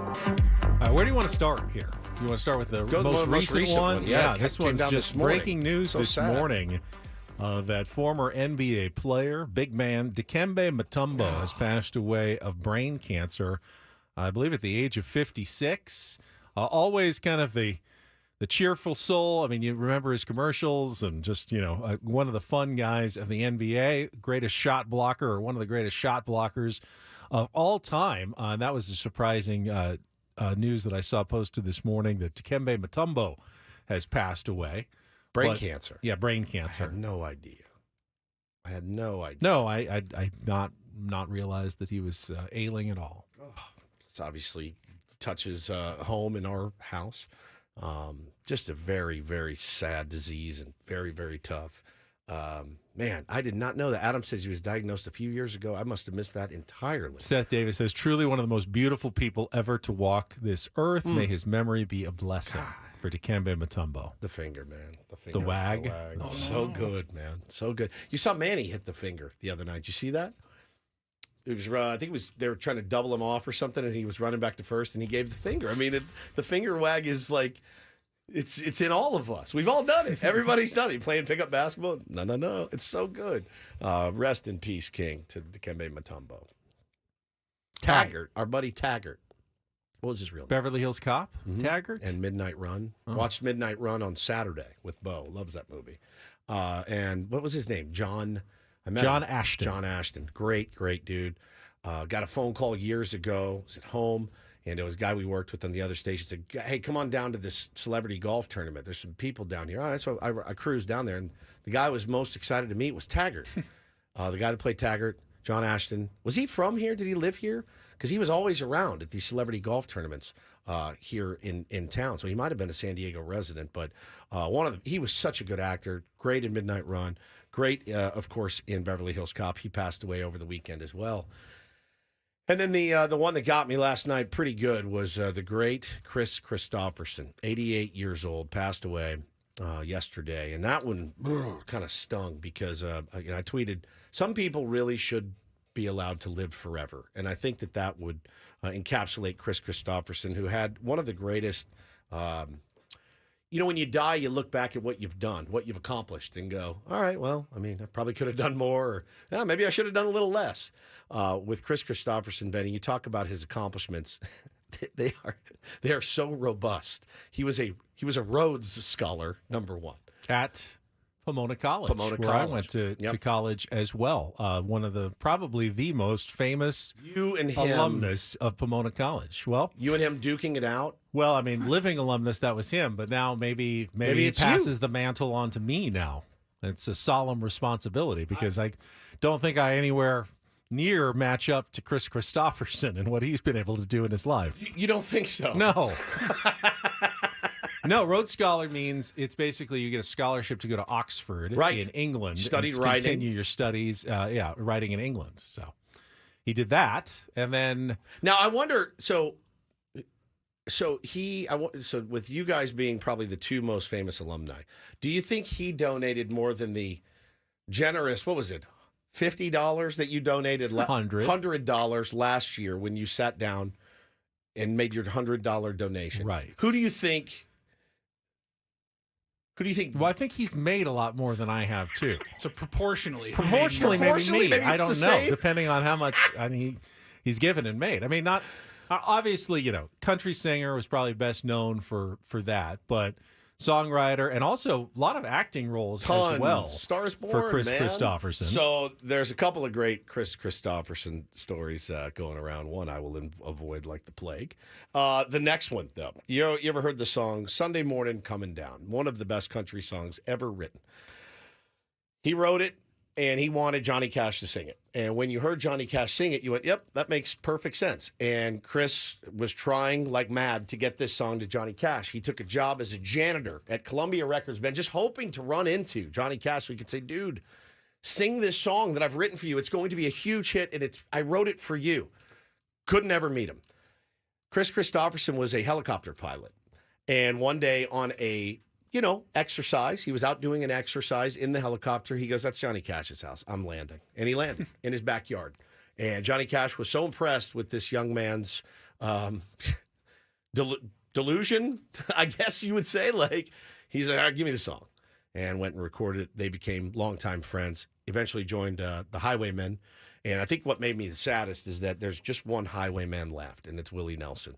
And when Willie goes, I'm taking the day off work. I'm going to tell you that right now. I will not be here the day Willie Nelson goes, the Texas Treasure. So I was very upset by this last night. I loved Chris Christopherson. I loved everything he stood for. He fought for our country, believed in our country, just a true, true gentleman and a poet and a scholar. All of it. He was a rugby player. He was a great actor. He did it all, man. So you look at those 88 years and you went, all right, I got to get my S together. I got to start doing more stuff like Chris Christopherson did. He credited, actually, a philosophy professor, Professor Sontag at Pomona, who was there when I was there as well, as a major influence in his life. I mean, way back in like the 70s when he was there. That professor was there all the way through the 90s when I was still going there, and they've named a bunch of things. The Wash, where, people go and listen to music, is the Sontag Wash, and it was all named for the guy that helped shape Chris Christopherson when he was at school. And he had said before, when he dies, he wants the first 3 lines of Leonard Cohen's Bird on the Wire on his tombstone. Like a bird on the wire, like a drunk at a midnight choir, I have tried in my way to be free. Ooh, man, he Leonard Cohen as well, but Chris Christopherson, a true wordsmith, man. Yeah, I was really bummed to see that yesterday. It was very sad. And I just learned he also founded the rugby club. Yeah, he was at Pomona College. He was an excellent rugby player. Sports, baby. You didn't join. I never joined the rugby club. Did they ask you to join? They didn't ask me to join, actually. You would have been a decent rugby player. You're big. I know speed, though. I mean, getting in the scrum. Negative speed. Negative speed. I don't really like touching that much. That's true. There's a lot of touching. The violence. Makes me very uncomfortable. The hitting. See them all with, their shoulder to shoulder and their arms around each other, sweaty and everything. Ben just like observing the scrum. Just Ben, get in here. Away. No, I'm good. One of the reasons I enjoy golf, and I like baseball so much, very little touching in either of those sports. You have size. You have size. Basketball, though, a lot of touching. Ew. Yeah. Golf, no touching. No touching in golf. That's how you like it. Yeah. All right. Baseball, no touching. Very rarely. Yeah, rarely. Shout out to all of their fans. Shout out to his family. Shout out to his family. All right, I see him well dressed this morning.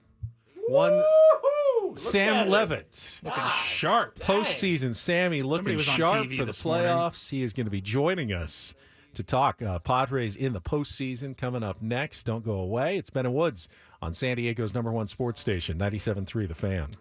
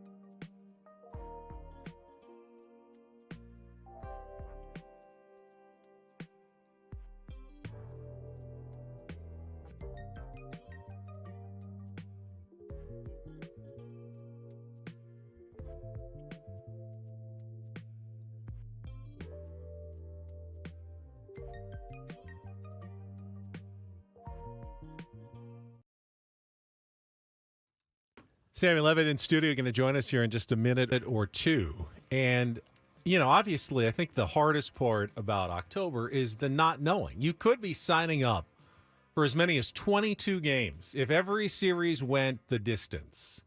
3 games in the Wild Card, 5 games in the Division Series, and then 7 in the LCS and World Series. You could be signing up for 22 excruciating games. But you could also be signing up for 2. Yeah. Tuesday, Wednesday. I mean, by Friday morning, it'll be over for 4 teams. Then you'll be down to 8 left. It is a sobering thought. By next Friday, it'll be over for 4 more. And there will only be 4 teams left. Oh, not on. So the stress level is very, very high. This segment of Ben Woods brought to you by Buffalo Wild Wings. Buffalo Wild Wings is football. B-Dubs is kicking off football season with 2 limited-time sauces. Try their new Buffalo Bacon Sauce for bold notes of smoky bacon, or get the fan-favorite hot barbecue before it's gone. Try them at your local B-Dubs or order now for takeout and delivery with Buffalo Wild Wings Go. What do you guys do to manage your stress during the postseason? It's not much you can Pace. do. I just try to remind myself that you're going to die one day. No, that whatever happens, you're still it's alive. been a great season. Yeah, and no, that bit. That's it's all you can do. I hate that bit. I hate it. It is a, and not that you've officially brought me in. Sammy here, Levitt's but here, everybody. You're it felt officially like in. it. You're officially in. We're supposed to do Woods traffic. see, I'm but not you're in. usually in studio, so Woods did this turn to me. I did that the turn. Made me feel included. He doesn't know when we're supposed to go to traffic and when we're not. Oh, yeah, there's I have no traffic, idea. right. Sammy, toss us to traffic, and then we'll be right back. All right. I'll have my weekly spot, Postseason Sammy, after this check of traffic here on 97.3 The Fan. What a pro. From the 97.3 The Fan Traffic Center, here's Kelly Danick. Traffic is sponsored by Valvoline Instant Drive-Thru Oil Change, your trusted instant drive-thru oil change. Couple things to watch out for in your travels. Westbound 52 at the northbound 5 connector, an accident clearing stage over the right shoulder. And watch out for some metal debris reported on the Mira Mesa Boulevard on-ramp to southbound 805. Stop by any of the 30 San Diego Valvoline Instant Oil Change Centers. You don't have to get out of your car, and it usually only takes 15 minutes or less. Plus, get a free courtesy check of your tires and battery. Visit SoCalOilChange.com for directions and discounts. SoCalOilChange.com. I'm Kelly Danick with Ben & Woods, San Diego's #1 sports station, 97.3 The Fan. I realized I just made a mistake because Sammy made that look so easy, and I've been trying to make it seem like doing all the things I do, like throwing to traffic, is incredibly difficult. Sammy just came in and just acted like it's the easiest thing in the world. I was also on TV this morning, so I'm like he's like Ben. The new Ben. Ben 2.0. I'll just look leave. great. That's fine. You look great. Thank you. You look fantastic. How'd your hit go on Fox 5? We love Fox 5 in here. Huge fans. It was good. Who'd you talk to? Raul? Raul, yes. Raul, good. Yes. We had a good conversation, covered a number of different topics related to the Padres and today. You do a with the great job doubleheader. over there at Fox 5. I had fun. I think so. He just shakes his head. San Diego's hometown news station. So San Diego. Such a Oh no! When I think San Diego, I think Fox 5. They're so San Diego. But didn't you say you had family that worked there? Oh yeah. My late father-in-law. Yeah. He also worked at Channel 10 for longer than he worked at Fox 5. I never heard much about his Channel 10 years days. and years. No, I and never. years. All I hear. The 10 News Ranch is where your wife grew up. It's not a ranch. All right, number one. Okay. In the country. It's not in the country. It's a whole nother road. So what do you guys do? What do you guys do for? Ben just tells himself it's been a great I pace season. a little bit. Do you pace her? I pace when I'm watching the games. It's hard to sit still. Yeah, I mean, because I'm very much working you're covering during the games. Yeah, I don't know that you feel nerves. I mean, I feel nerves during regular season games 100%, too. You get jittery, Yeah. right? So you feel it, and honestly, when the stadium goes nuts, I have it during the regular season. I get goosebumps. Yeah. And you sure hope that there are moments like that in the postseason this year. So, it's tough. In this wild card series, I'll tell you what, it's whether they play the Mets or the Braves, it is just a tough series no matter who they play and who pitches, because it's a best of 3 and it's baseball, and who the heck knows. But I think you guys are with me. If they can just find a way to get through Thursday and move on to LA, man, what a chance they have. It feels like that. But this wild card series, I I don't know what to make. Woods, of it. what Tough. do you do to manage your stress? I bought a pack of cigarettes, which I never do, just so you know. Does that really work? I mean, I've never smoked a cigarette in my life. Look, I'm not going to sit on these airways and advocate for cigarette smoking, but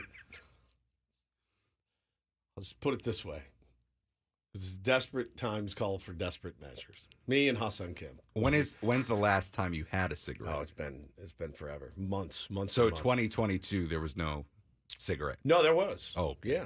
Yeah. Oh, I thought you meant like it's been forever, like years. I mean, no, I mean like when and where are you thinking you're going to smoke these? Because you've got kids, you're not going to want to on my smoke it in couch. front of them. No, it's not 1979. No, outside. I'll just go outside. Okay. Yeah, it's the living during the game. Oh yeah, it's during the game. It's the, as Dominic says, it's the Ben Affleck meme. That will be me standing outside my house. Just quickly between innings, or what are we doing here? Sure. Yeah.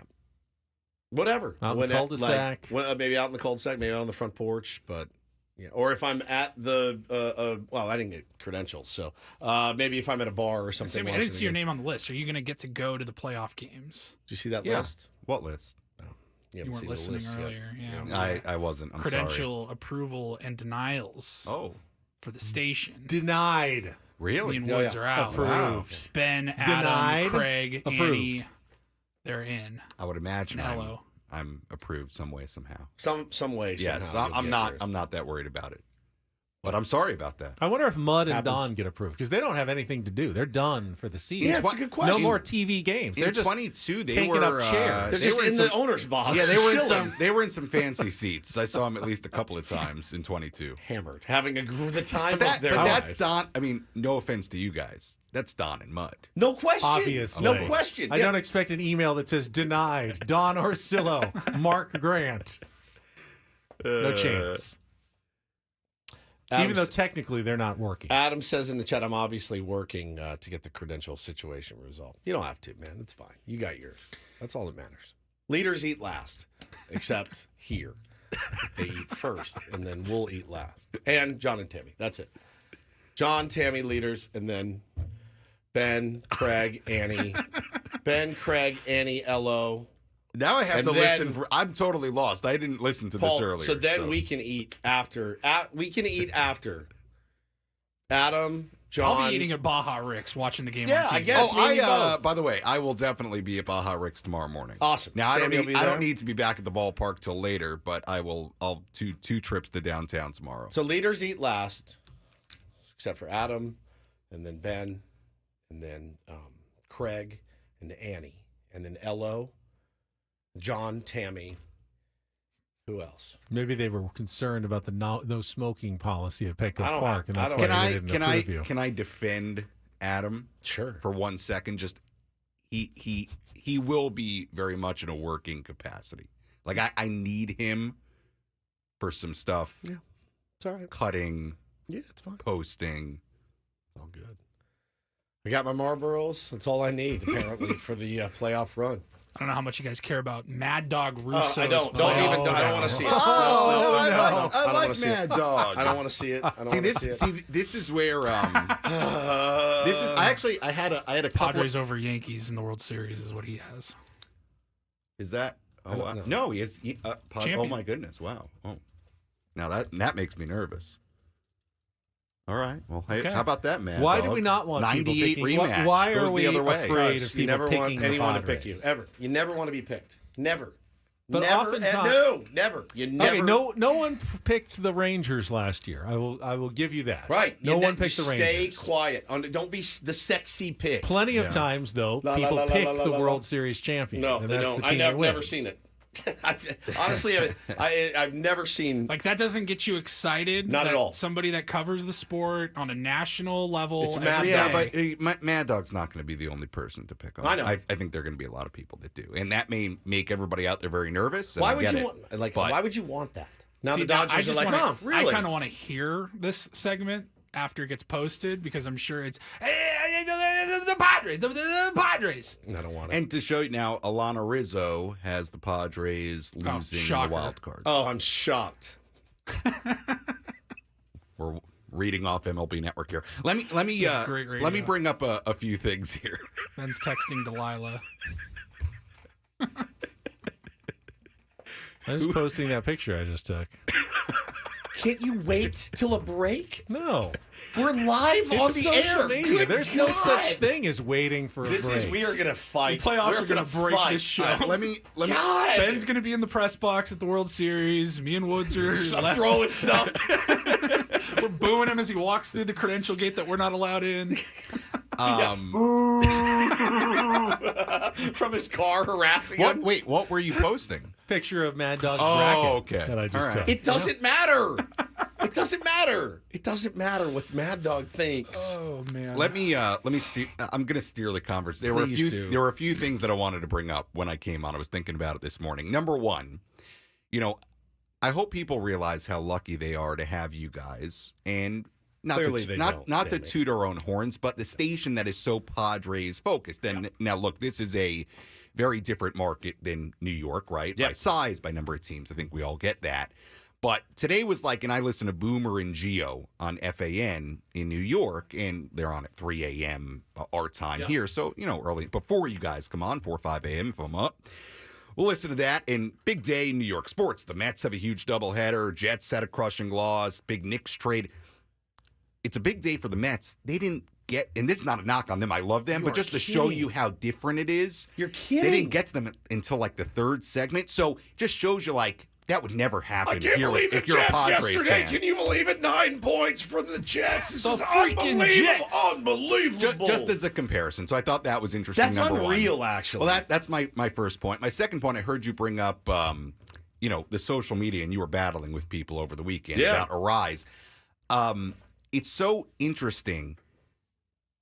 Ohtani's great, He's obviously. phenomenal, man. But isn't part of winning a Triple Crown the fact that it is hard, that there are 3 different skills? Yes. Okay, the fact that, yes, one of the criteria is just how many hits did you get and how many at-bats. That's right. And it's not about power. Right. It's not about run producing. It's the one tool that he has that's superior That's like to everyone. That's the magic of winning a Triple Crown. And Arraez, he should take great pride that he keeps on preventing these guys from winning it. Ohtani, that's so cool to me. And he's probably going to do it a time or two more, at least. That was point number 2. And then point number 3, I heard you guys talking about who you should root for today. And I think you're both right. Ben, you brought up the point. Obviously, if you think with your head, it says Mets win game 1, make the Braves pitch sail in game 2. Yep. That is the logical, with your brain way of thinking about it. On the other hand, from a totally thinking with your heart and gut, Woods, you're right. Like, this is about the Padres. Yeah. It's been about the Padres all year, even in the first half when they were getting swept by the Angels and losing against the Rockies. Like, no matter if they play the Mets or the Braves and then go on, play the Dodgers, the Phillies, whatever, this team's capable. They are. It's going to be about how they play. It's such a tough road, man. It just doesn't really matter. Like, it's all gonna suck. It all is going to be really, really tough. You want, and just when you that's the thing that baseball scares me to death. Just when you think you have, I got the right path. I know exactly the path we need to be on right now. This will guarantees you nothing at all. And once you think you got it figured out, if we get the Mets or if we get the Braves and they had to use Sale, watch their next guy come in and just jam it down your throat because it's a best of 3. I totally understand the strategic element of having either the Mets or Braves, torch their bullpen, use starting pitching to give the Padres a bit of an advantage in a 3-game series. At the same time, what scares me to death is that, let's say the Braves do have to use Chris Sale in game 2. Yeah. They win. They come here. Guess what they're feeling? Like, us against house the world. money. Yeah. We're not House coming money. in. No one thinks pressure, we're going to man. win this That- series because we just had to play this doubleheader and we had to use Chris Sale, and they'll come in loose and having an overnight I flight agree. and going, everyone thinks we're going to lose this game. Let's just go out and have fun in game 1 Whip and some see ass. what I happens. agree. And honestly, that might be the best attitude you can have for a playoff game. So that scares me a little bit. The pressure, 100%, it always was going to be because you're the home team. Yeah, like it's on the Padres. It's Yep. it's on the Padres. 100%. Again, it's a bit of brain versus thinking with your gut because the brain says, oh, my goodness, they have to take a cross-country flight, might have to empty their bullpens today, the whole deal. But, yeah, like there's a little bit of me that's like, it's like this us against the world type of mentality. 100%. Like, hey, we had to go play the doubleheader. We had to fly cross-country. It may mean nothing in this series and what happens on the field. Maybe the Padres blow them out in 2 games and it's over. Hopefully that happens. But, yeah, it does scare you a little bit, I'll be honest. Let me ask you this. When do you think the last time the Padres were favored to win a playoff series was? Because I'll guarantee you, in 2022, they weren't favored to beat the Mets in New York. Or the With Dodgers. the pitching they had with DeGrom and Scherzer. Right. Certainly weren't favored to beat the Dodgers. Go back to their last playoff appearances. I mean, in 1984, the Cubs were huge favorites, and then the Tigers were immense favorites in the World Series. In 1998, they had to go against the Astros and Randy Johnson. They were the underdogs in that series. They had to go against the Braves and the Maddox, Smoltz, Glavine. They were the huge underdogs in that series. And then against the 1998 New York Yankees, absolutely gigantic underdogs. And then the next playoff appearances, 2 against the St. Louis Cardinals. I can make the argument, maybe the 2006 series against the Cardinals, they were the favorites, and they lost that series. Janine says they were picked by everyone to beat the Phillies. I don't think in the NLCS? I don't think so. Vegas had them. No.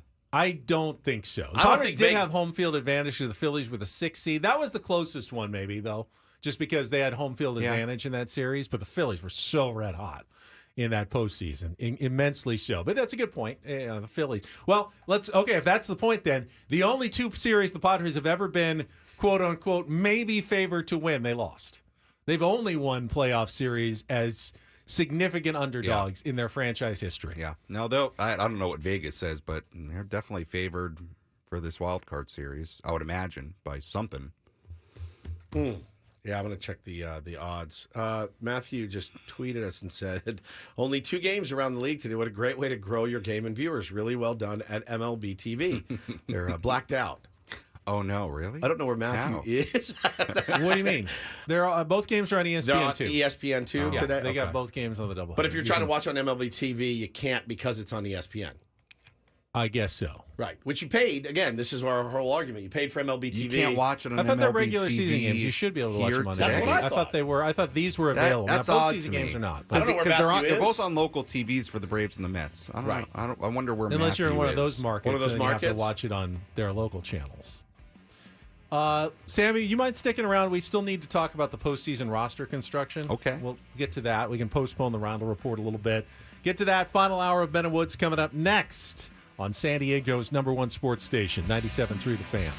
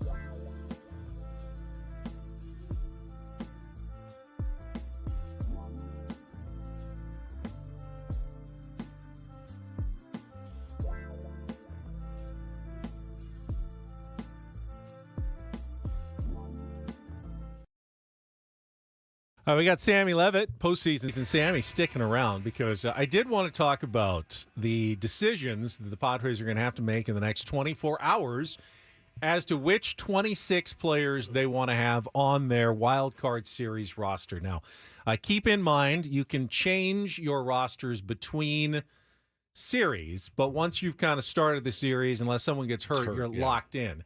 And if they get hurt and you replace them, they can't come back for the rest of the playoffs. So you have to be pretty sure of the 26 that you want. Now, maybe there's some specific matchups you look at depending on who wins today and whether you're facing the Braves or the Mets. I think for the purposes of this discussion, though, let's see if we can just put together the best 26-man roster possible for the Padres in the postseason. Now, Sam, I don't know. I don't believe, I was trying to look, and I didn't see anywhere in the rules that you have to have 13 pitchers and 13 position players I thought you anymore. had to have 13, or it was a max of 13 pitchers. Because in Dennis Lynn's speculation, because he did this over the weekend, he had 5 bench players, 14.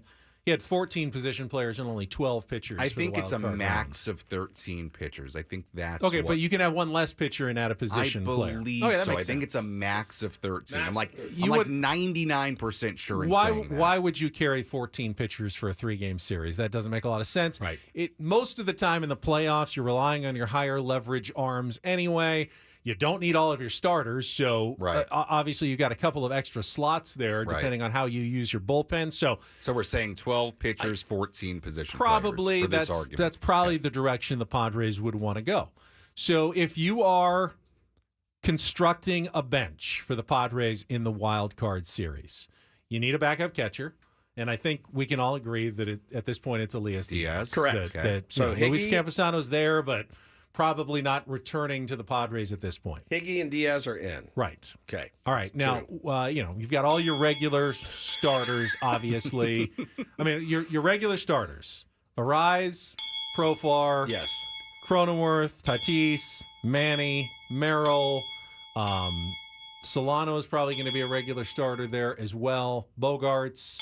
Am I missing anyone? No. How many is that?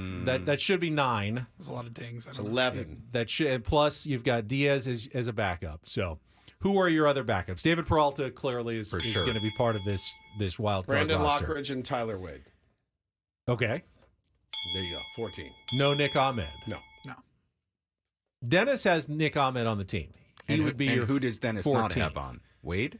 He has Wade on the team as well. He doesn't have Lockridge. He has Lockridge on the team as well. So who doesn't he have on? I don't have the paper in front of me. There would be actually no Peralta? No, yes, Peralta. They wouldn't actually, if they only do 12 pitchers, they wouldn't need to. Oh. They wouldn't need to drop someone for the. But then you need to drop a pitcher though. Okay. Yuki Matsui. He has Yuki on the team as well. So he has obviously the starting pitchers, Cease, Musgrove, Darvish, and King. Okay. Whether Darvish or King is that third starter, we don't know. But he actually has Darvish in his bullpen and King making a start. Okay. Could go the other way around. And then he has Suarez, Scott, and Adam. Okay. Obviously, your late inning options. Estrada and Morejon, who've been getting a lot of innings. Makes sense. And he's got Peralta, Hoeing, Yuki Matsui to go with Darvish as your more longer options out of the bullpen. Peralta. So no Martin Perez. And Sean Reynolds. But Perez, no Sean Reynolds. Yeah, I mean, Perez just pitched yesterday. So realistically, when would he come out of the bullpen? Like Thursday, right? Yeah, it makes sense to me. Yeah, that makes sense. Is that a sign that you think Perez is not going to be there? I mean, I would doubt it. But you have two starting pitchers for Thursday as correct, well. Yeah, that's exactly right. You have a long man, essentially, whoever it may be. And to be honest, all of a sudden, Martin Perez is going to come out of your bullpen on short rest in a wild card series. It doesn't make a whole lot of sense to me. Divisional series, I absolutely can Yeah, see. I mean, maybe he's on it later, but for this series, you get an extra inning game or something, and you need some length. So that's interesting. So they're really, if they go with 12 pitchers and 14 position players, there's really nobody they're leaving off other than Martin Perez, who pitched yesterday. Yeah, that's actually a pretty decent roster. And the point same was, roster. The point was made, I think, first by A.J. Cassavell, that with no Manfred free runners and extra innings, you have to be prepared for the 14 16-inning games, which means Great having point. someone who's stretched out. Gosh, AJ's all over that kind of thinking. That's a great point. In the wild card series, though, with only 3 starters, if it's Darvish or King, you could have that guy be in reserve for multiple innings, possibly. But I don't want to just be waiting. If Michael King doesn't start, I don't want him just sitting there until the 10th or 11th inning. I want to use Michael King at some point as a high-leverage guy. I mean, he's one of your best pitchers. It would be foolish to not pitch Michael King in this series just because you might not start him. You might start Yu Darvish. Same with Yu Darvish. Be foolish not to pitch him in this series, correct? He's one of your best arms. Unless you win in 2 and you don't Unless need him. you win in 2 and you don't need him, yes. But, if there is a situation that arises, those are guys that I would think would be one of your first 2 guys out of the bullpen in like the 5th or 6th inning if you ever needed Have someone. you guys predicted what you think the 3 would be and what order it would be? No, we haven't got to that We yet. talked a little bit. I assume Cease is going first, but it wouldn't stun me if King was the choice. Yeah, it wouldn't stun me either. Dennis had Cease, King, and Musgrove with Darvish in the pen. I would agree with Cease, King, and Musgrove. The only question there is Darvish but would it shock me almost if never pitched out of the bullpen, other than the World Baseball Well, that's Classic. the thing. And Wood, you talked about this a couple of weeks ago, I think. For me, it would be some version of Cease, King, and Musgrove. Yeah. Some version of those 3. Would it shock me if Yu Darvish is slated to pitch a game 2 or a game 3? Because he pitched on Friday, so Saturday, Sunday, Monday. So he'll be on, by Wednesday, he's on regular rest.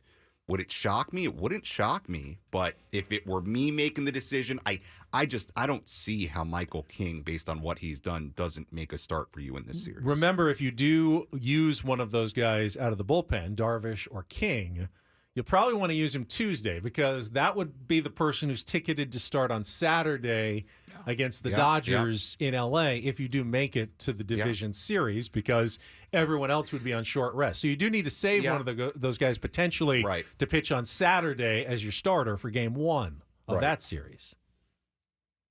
It's an interesting way to think about it, too, because, look, the Padres, unlike some other teams, may have a little bit of that luxury to plan ahead for the NLDS. Now, you got to get there, but I wouldn't blame them for thinking that way a little bit of, hey, let's plan to win this series. We have options, Do you go Cease and King, essentially, tomorrow, as, Cease as many effective innings as you've got, maybe 6, and then King comes in for 2 and sets up your high leverage relievers if you've got the lead, and then King is more than rested enough to go on Saturday as the starter in game 1 against the Dodgers. Is that a possibility? Or maybe you get through the series without using King. I think you he's wait. Just ready to go for Saturday. I honestly think you wait if you can get through it. I honestly think you wait to see who you face.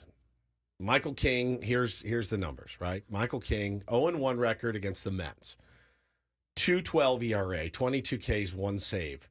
In 6 appearances against the Mets in his career. Dylan Cease against the Mets.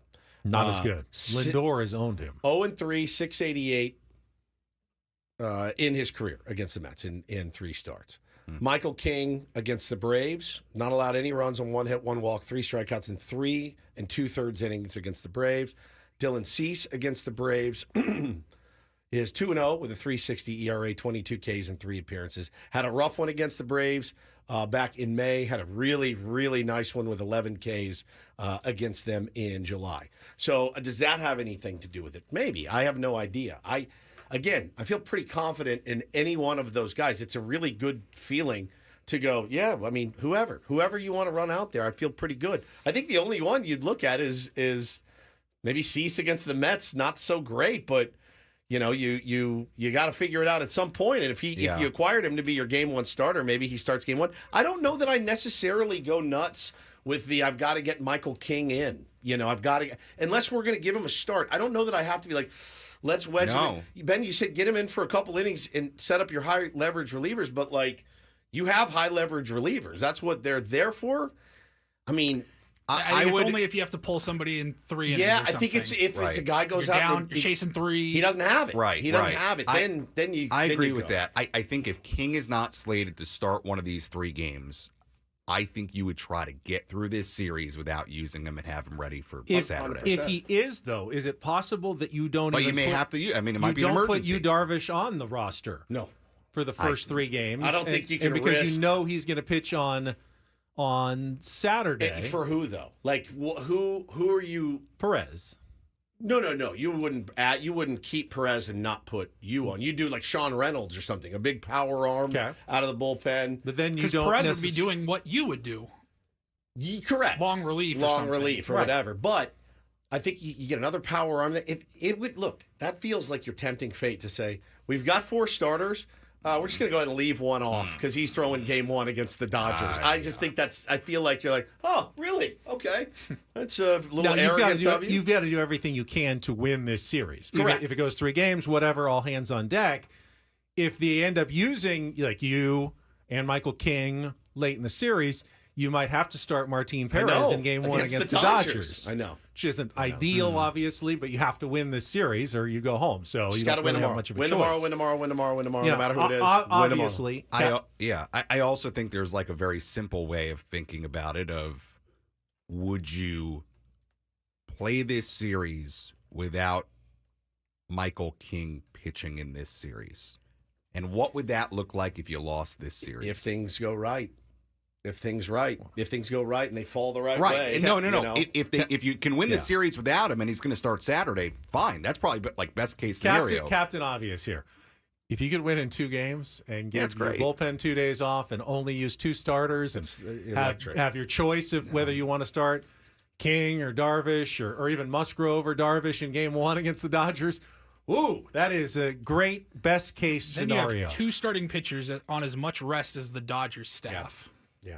This wild card series, it's tough. It's tough. You got to tough. figure out a way to win 2 games, and really, right now, you just got to figure out how to win 1 nervous. Is there like a time that managers need to submit starting pitcher information for tomorrow? Because like if you're Mike Schilt, and AJ Mike Schilt Preller, said he was going to announce it today. Yeah. I can't imagine they have to be waiting he has to announce it until after the Mets and Braves one game series is decided. Well, 1 game. Well, now the Braves win the first game. You know they're coming to San Diego. Right. So you know that you're facing the Braves. You can make that decision. If the Mets win the first game and say, like 3 o'clock, they're like it's tied in the second game, you may delay that decision. Well, a little bit. I don't even think you have to set your roster until tomorrow. So I would doubt you have to announce your starter before those games are over. You don't have to. No. I mean, the MLB schedules a press conference for the next day's starting pitcher today. But right, correct. MLB allowed this cluster F to even happen today, so sorry. They can sit in it, yeah. I mean, they're supposed to have another team working out at Petco Park today and interview their manager and their starting pitcher. That ain't happening, that's for sure. So, yeah, it's not going to be a normal workout. The game day. 1 starter is supposed to speak today. Whether that happens or not, like I think it's based kind on of the a power. time, I think who it's knows? just kind of a power move to be like, this is our. I mean, there's certain teams you look at and you go, this is our game 1 starter, right? So why not us? We have a game 1 starter. We have an idea. We know the guy we want on the bump in a game 1. It's ultimately an embarrassment of riches that we're even having this Oh, yeah, conversation. no, that totally, we have 4 totally, guys Paul. that could It's- absolutely be your game 1 ace tomorrow. It's a luxury. It's a good problem to have. It is. Just like with the bullpen with Suarez struggling. Not that that's the good part of it, but you even have the discussion, the option that, hey, there are other guys you could go to in a traditional save situation if you wanted. You could switch up the way you're doing it. Better than going to a struggling Mike Clevenger and Sean Manaea in 2022 or throwing Ryan Weathers out as a rookie starting a playoff game in 2020 against the Dodgers. I swear to God, man, if I'm Mike Schilt today, you know who I shoot a text to? Boch. I do. Boch is the greatest postseason manager of a starting rotation and bullpen of all time. Nobody's been better than that. I'm sure he's talked to Tony La Russa. Guaranteed. If it is the Mets, I wonder if Manaea, he pitched on Friday. I wonder if he would come on 3 days rest. So if they need Severino in game 2. Right, if they need Severino. It means they lost game 1, which means it's not going to be the Mets against the Padres, but they may still go to play Milwaukee. They either have a bullpen day or they have Manaea on short rest. Those would be their only options. Now, if they win the first game, they're not going to pitch Severino. Severino would start tomorrow against the Padres. So we're not going to see Manaea. I think that's almost guaranteed on Tuesday at least. Right. Could see him on Wednesday. Gosh, I don't like that that one of these teams is going to come in us against the world. I know. I don't either. I don't like Eric that. said, and I've been talking about how nice the doubleheader is. Eric said, Schilt said yesterday he has his rotation set. It won't change with who they play. Yeah, you can say that all you want until something happens and you're like, ooh, would this actually be better? Right. You want it to seem whoever you name that it was always the guy. It was always it was you, always buddy. Michael King. Yeah, it was always we you. didn't switch that out because it's the Mets coming and Dylan Cease has struggled against the Mets. It was always Michael King. Yeah, no doubt. So that's an easy thing to say. Sure. Yeah, it's just something you say. Woo, mama. That'll be fun. What you got going on the rest of the day, Sammy? I thought you were asking me. I was going to say smoking cigarettes. That's what I'm doing the rest of the day. You're smoking What do I cigarettes. got going on? I'm going to watch at least game one of this doubleheader. Work out later at Petco Park, so we'll have full coverage Oh, I from thought you there. meant you were working out later. Maybe I'll Get work in a out. lift. That's the other thing I need to walk do out this there and week start is taking make swings. sure I get work, like exercise. in. Yeah. I have to. I Yeah. can't go home and sit in a rod. No. So they're working out later at the ballpark, late in the late afternoon into the evening. So we'll have full coverage from that. Nice. There's at least going to be some guys talking and see if we can do any interviews down there. So we will have full coverage on 97.3 The Fan and the social media channels as well. Adam Klug will be editing and posting videos. Send him being my put to love. work with his credentials. Send them my love, Sammy. Sammy, I will see you down at the workout today. We get to pick up our credentials. All Guys, do right. you want me to pick up your No, credentials no, for no, you? don't worry about go. it. Yeah, go ahead. Never mind. Are you Enjoy going? yourselves. Are you going live down there? No, because we have Monday Night Football on Oh, ABC okay. tonight. So I'm just going to be there and getting the All right, interview well, I'll see you sound there. and everything for later. You can But hear I that will as be well there. on 97 through the Fan tonight. Monday Are we Night gonna? Football. Can we carry those live, or how does that work? The Monday press night? conferences. We're carrying Monday Night Football. Oh, the football. Oh, the press. I don't think we. But not before the the game, pregame. No, the pregame press conference I as don't well. Have think the sound so. for you tomorrow No, morning. Then. we don't do it live usually. All right, we'll have the sound for you tomorrow morning here on Ben and Woods. If you didn't miss any of it, with Mike Schiltz and the game one starting pitcher, maybe, and Manny Machado is supposed to speak as well. Nice. So we'll have that for you. Sammy, thank you for coming in studio. Thank Looking you guys. sharp. Good to Appreciate see you. it, and I'll see you tomorrow morning. We will see you Baja bright and early Ricks. at Baja Baja Ricks Ricks, tomorrow. baby. Yeah. All right. When we come back, we've got some tickets to give away. Our unwon prize from Take on Woods. Tickets to see Cake in the very first concert at Front Wave Arena up in Oceanside. We'll give those away, and we still have a Rundle Report to get to. Call coming up after traffic here on 97.3 The Fan.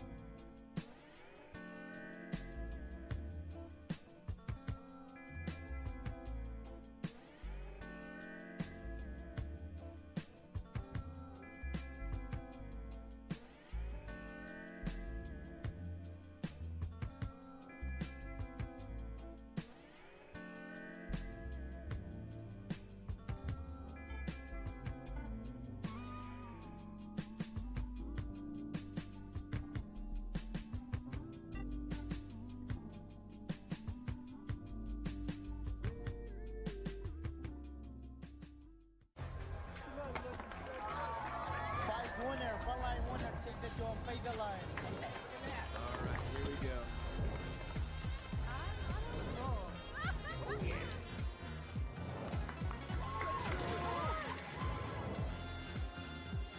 Flag 17 on. That is fine. No. All right, hit me. Ha-Seong Casino. Fun above all else.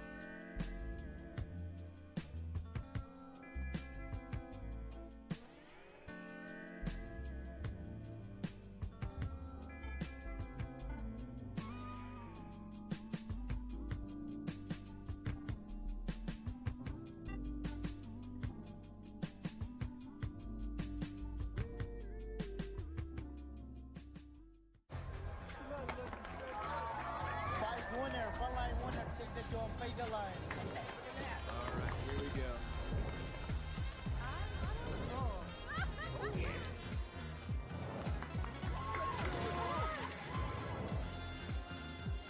Flag 17 on. That is fine. No. All right, hit me.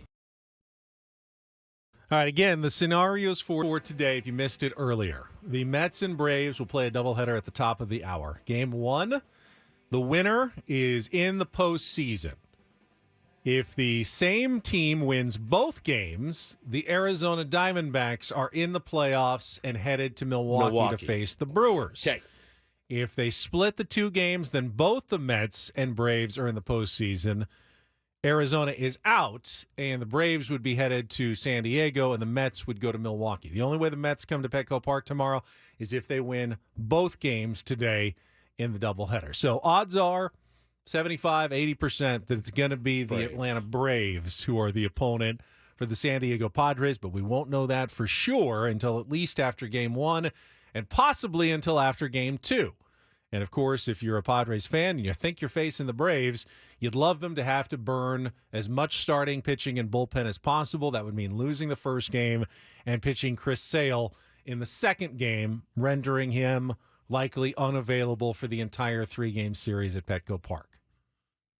And again, that doesn't guarantee anything at all, but that's probably the best case scenario. The other wrinkle is something that a lot of people were talking about. Paulie was talking about it earlier. Is Chris Sale even healthy right now? Is he even healthy at all? And if I'm Brian Snitker, I'm not telling anybody anything. Not if he's not. And you're not. If Chris Sale's like, I mean, I can go, but velo was down. He was throwing like 90 or something after like the third or fourth inning.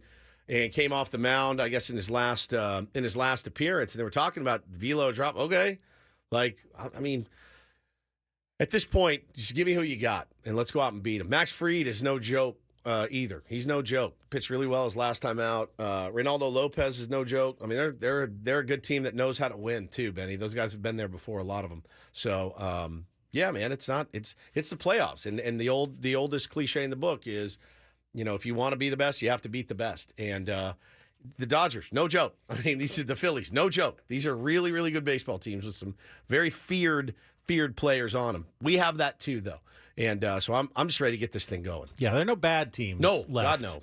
There may be teams that aren't as hot as other teams, but that doesn't really mean much either. The Texas Rangers weren't hot at all going into the playoffs last year. It takes, one day for it to all click in, and then all of a sudden you could be a juggernaut in October. No question, man. No question. So can you turn it on at the right time? I will say the Padres did a good job of competing against those top teams. Yeah. During the season. Yeah, they had a little trouble with the Rockies and the Angels. Not going to see either of those teams in the postseason, but they did a good job. They won the season series against the Braves. They won the season series against the Dodgers, of course. They won the season series against the Brewers. Mets did win the season series against the Padres. They did split their most recent 4 games at Petco Park. Yeah, we'll see. I mean, if any of that comes into play. But Padres certainly weren't ever overmatched. Maybe Phillies early in the season when the Phillies were scorching hot when the Padres and Phillies met. They hit a nasty skid, man. Nasty. But then they came back to earth, and they only ended up with what? 3 more wins than the Padres? Yeah, at they the end of the year? They lost the number 1 overall best record to the Dodgers. Dodgers will have home field. Kind of looked like they didn't care so much about winning that 1 seed this last weekend. Suarez got crushed. Yeah, not that he wanted to get crushed. I get it. I don't think they were trying to lose, but they weren't pulling out all the stops to get the 1 seed because, they would have to play the 4 or 5 seed, which looks like it's either the Padres or the Braves. And I can see if you're the Phillies, don't necessarily want to play the Padres or Braves. Now they probably get either the Brewers, Mets, or Diamondbacks in the division series. And while any of those teams can be dangerous as well, they might have a better path than the Dodgers, who are going to get likely the Padres or the Braves in the division series, even though they're at home. And if they do get it, they would have home field advantage in the postseason all the way through. So did you guys see the latest wrinkle going on right now in Hot Atlanta, as it were? It is the skies are about to open up. There is I looked at the forecast, and I didn't see the rain necessarily hitting, but there's a storm coming allegedly. There was also a huge chemical explosion. I did see that yesterday. There is chlorine gas fumes from the nearby chemical plant fire. Sounds like a really, really cool day to be a part of as a player, a fan, manager, whatever. Just very, very, very cool. You got hit by a hurricane, so that's rad. So you're 90 people dead. That a bunch of acid rain could melt all the players. All the Mets players and the Braves today. It is just. Somebody said these games are cursed. Very clearly, very, very clearly cursed. By the way, those hurricane images and everything. Terrible, man. Helene, just awful. One of my a guy that I know very well was at my wedding, man. A dear, dear friend of mine is a music producer, and he just moved to Asheville like a year ago and is building a new studio there and showing the build out. And I texted him, check on him. He said he's doing fine and nothing, his construction didn't get messed up. He goes, but man, this town is like underwater. So obviously Asheville, by the way, is like 300 miles inland and 2,000 feet of altitude. It's not like the ocean just washed in. That's how much rain they got. That's how much in that storm. Just insane levels of rain. So yeah, what a day for baseball in Atlanta. I'm assuming. I mean, that's like the crazy. Like if it does start to rain think about how normally when you're playing a game and it's in August and it's in the 7th inning and the sky opens up and you're like, all right, they're just going to play through this. I mean, today you have to just like knuckle down and get these games in. You just have to. You just got to push through. You can't keep delaying these games, Benny. If it's a little bit of rain, even if it's a pretty steady rain, they're going to have to keep playing. Let's say worst case scenario, and it just starts pouring. They bang and the they second have one. to, and they have to. Well, what if they don't get either of them in? Oh my God. Well, they can't. I They mean, have to. Okay, let's say they get the first one in, but not the second one in. They have to bang the second one. So the Braves win. Who goes to the playoffs then? The Diamondbacks or the Mets? Is there a head-to-head? They're not tied anymore. Is there some? I mean, they wouldn't have the same number of games. So. Well, if you bang the second game, the Diamondbacks would have one more game played, but you wouldn't let the Mets play. They would be a half game ahead of the Mets.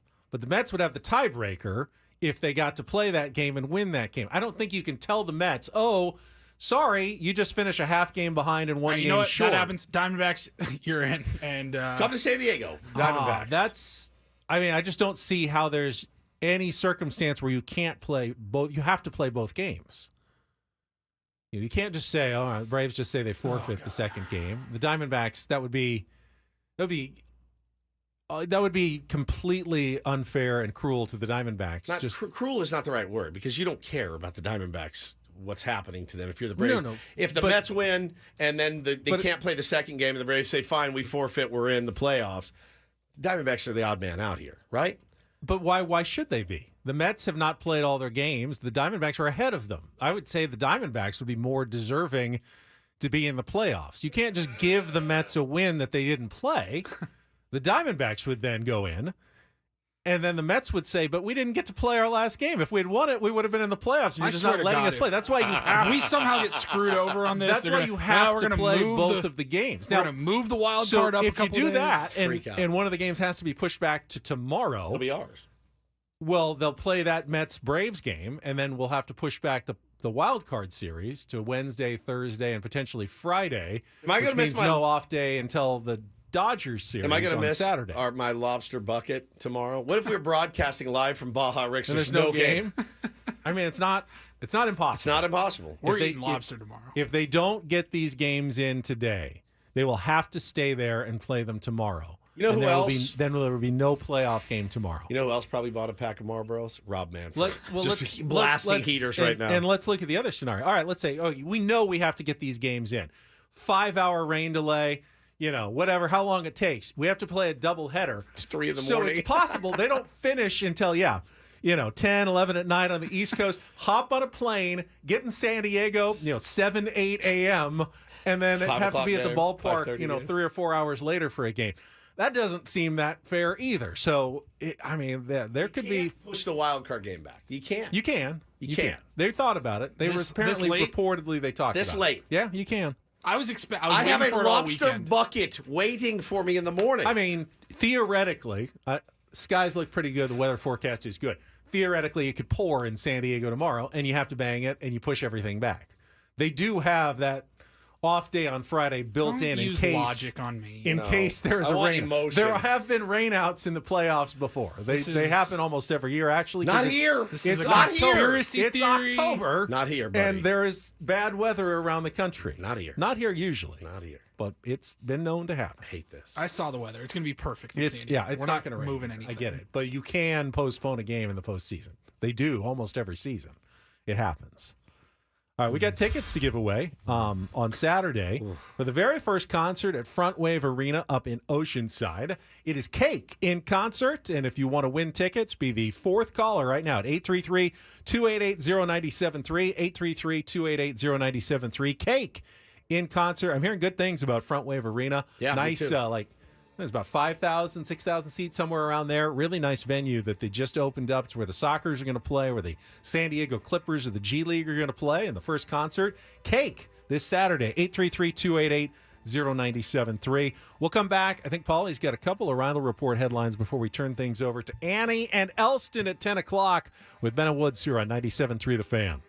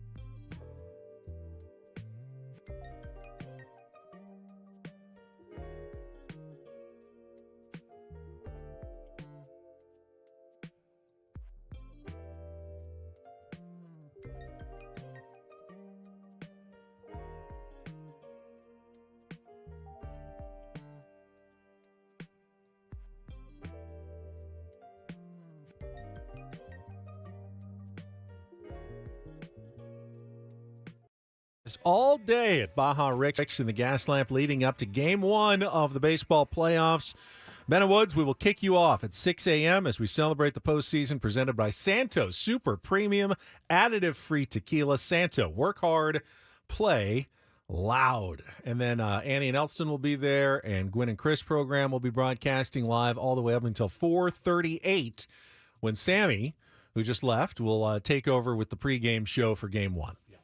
Excited, nervous, eagerly anticipating. How's parking down there? At 5:30 a.m. We're Not screwed. bad. Usually you can get something. Well, we got to get street parking, Yeah.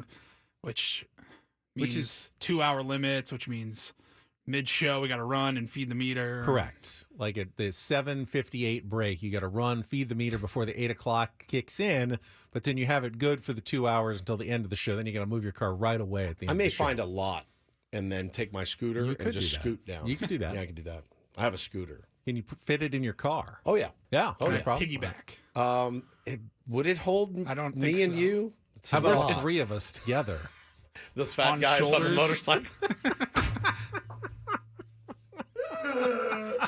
This is my if I could get it, I should get it tattooed. It's my favorite image to ever. You guys know what I'm talking about from the Guinness Book of World Records. We've talked about it before.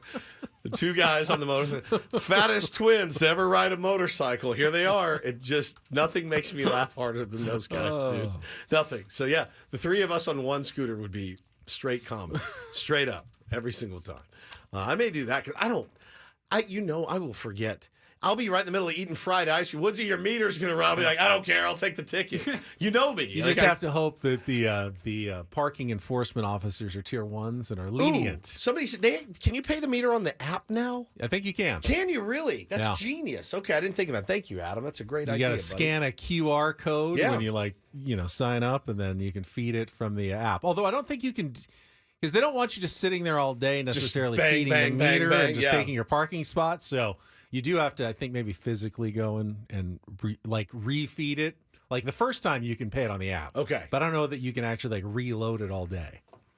Yeah, I may do that now. But maybe you can. Adam says you can. Just so. scooter in, which is great. I'm excited. All right, it's going to be a little chilly, so dress accordingly, everyone. Yeah, although tomorrow is actually, there's heat warnings in San Diego. It'll but burn I think, off, but the like coast will be a 6 little a.m. foggy by the coast, so probably a little chilly right when we start. But by the time Annie and Elston and Gwen and Chris are on, I think it's going to be pretty warm. Nice day tomorrow, at least for October 1st in San Diego. Carlos says scooters are gone. I have my own, buddy. Yeah, you don't have to rent one. I You got just one for put it- Christmas. Throw it in the back of your car. Best gift I ever got in my whole life as a 49-year-old man. I have Have a they really scooter. gotten rid of them? I know they've been trying to pretty much ever Yeah. since they arrived.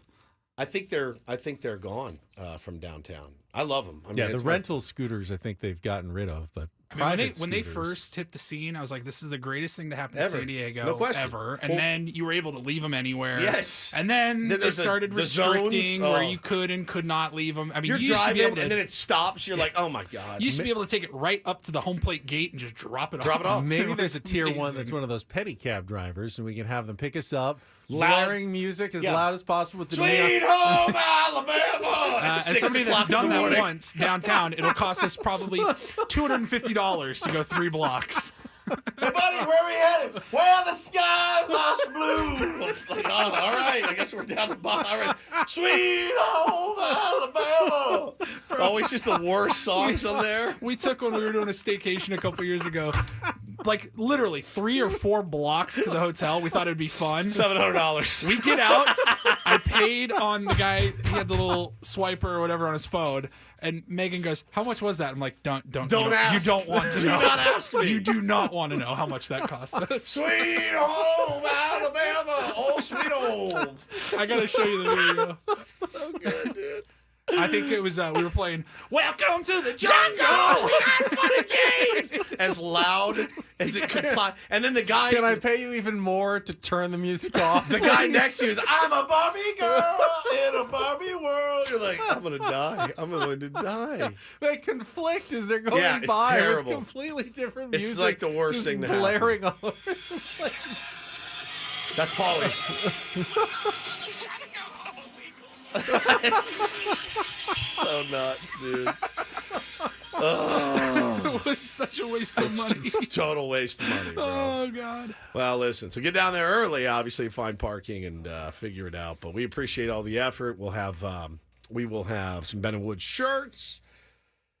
Got some other little trinkets and prizes and things people may be interested in as well. All right, traffic, and then a quick Rundle Report to wrap things up here on 97.3 The Fan. From the 97.3 The Fan Traffic Center, here's Kelly Danick. Traffic is sponsored by SDG&E. Still a few problems wrapping up our morning drive, guys. Northbound side of the 125 at Hamashaw. Accident involving a motorcycle. It's over the right shoulder. Also going to find a collision on the Palomar Street off-ramp of southbound 5. Couple vehicles involved in that tangle. And traveling on the southbound 805 right before La Jolla Village Drive. There is collision in the clearing stage. Everything's over the right shoulder. In peak wildfire season, as a last resort, SDG&E may need to shut off power in specific areas for public safety. Learn more about public safety power shutoffs at sdge.com/PSPS. I'm Kelly Danick with Ben & Woods, San Diego's #1 sports station, 97.3 The Fan. And get things started here with our today's edition of the Rundle Report. Now tuned into the greatest. Welcome to the Rundle Report with Paul Rundle. Hi, Paul. All right. 2 stories from the world of sports that we haven't gotten to yet. We'll start off in Major League Baseball. And 1 story that you didn't know you needed. Are you laughing, biatch? It's the Rundle Report Hey, Paul, how you doing? Okay, how are you? on 97.3 The Fan. Are you ready to bless the mood? I need some help, please. That was good. Can I get a oh yeah? Oh yeah. All right. All right. All right. For the sake of saving some time here, we only got a few minutes. I don't know that anybody really cares about the Aztecs loss over the weekend. Top 5 shakeup in college football. We can probably just skip through that. Yeah. Aztecs lost. I did watch it. They did lose. Sean Lewis talked very fast after the game. Field goal. Lost on the last second field goal. Yeah, well, after they missed like a 33-yarder and a 27-yarder. There we go. Okay. All right. Sorry. A lot of baseball news still that we have 1 and 3? Yeah. Be the alpha. Anyways. It's the A1 FA. The A1 FA. It's not the Al. It's A1 FA. Be the hashtag. A1. No, just be the A1 FA. Like A1 steak sauce? I love A1. Yeah, A1 is even massively. I like A1. It gets crapped on. Yeah. It gets so. That is the most There's underrated. nothing wrong with A1. Underrated, most crapped on sauce. Did you ever try the A1 bold and spicy? Delicious. Is it? Absolutely. I mean, the traditional stunning. is so good. I didn't want to branch out. It's pretty good though. I mean, don't put it on a really good steak. No, but like No. you don't If go I'm to cooking like at home and I don't know what I'm doing, it's perfect. You get you like a nice sirloin steak at home, Yeah, there bro. you go. Perfect. Yeah. Don't go to somewhere fancy, order a fillet, and put Get that on A1 there. on. No. Hey, but even if you did, it's not the worst thing you can burger. do. It's good on a burger. I never had it on a burger. No, eat it on a burger. I will Yeah. try that. God, I love A1. I'm getting some. I've just decided. Thanks for bringing That's that some up. Aztec I talk will for be you right now there. the A1 forever. Who says we don't talk Aztec There it football is. on this show? You wanted it. No surprise, but Skip Schumacher will not be returning as manager of the Marlins. That news came out over the weekend, I'm and I saw shocked. that he had to leave the team early.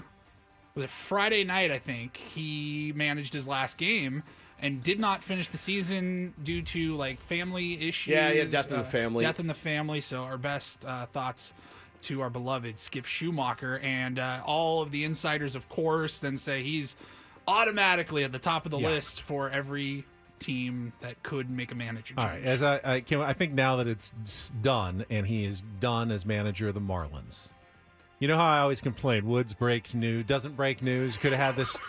Woods didn't have this story yesterday or the day before. Woods has been sitting on this one for, I don't know, like 10 months that you knew that Skip was done before anyone else in baseball. Like, he's like, yeah, we already know this is going to be our last. This is going to be the last. Didn't year. you see Goodfellas? You never rat on your friends. I'm not ratting on my friends. This was once Kim was let go, and they decided to go a different direction with the new GM, Peter Bendix. Yep.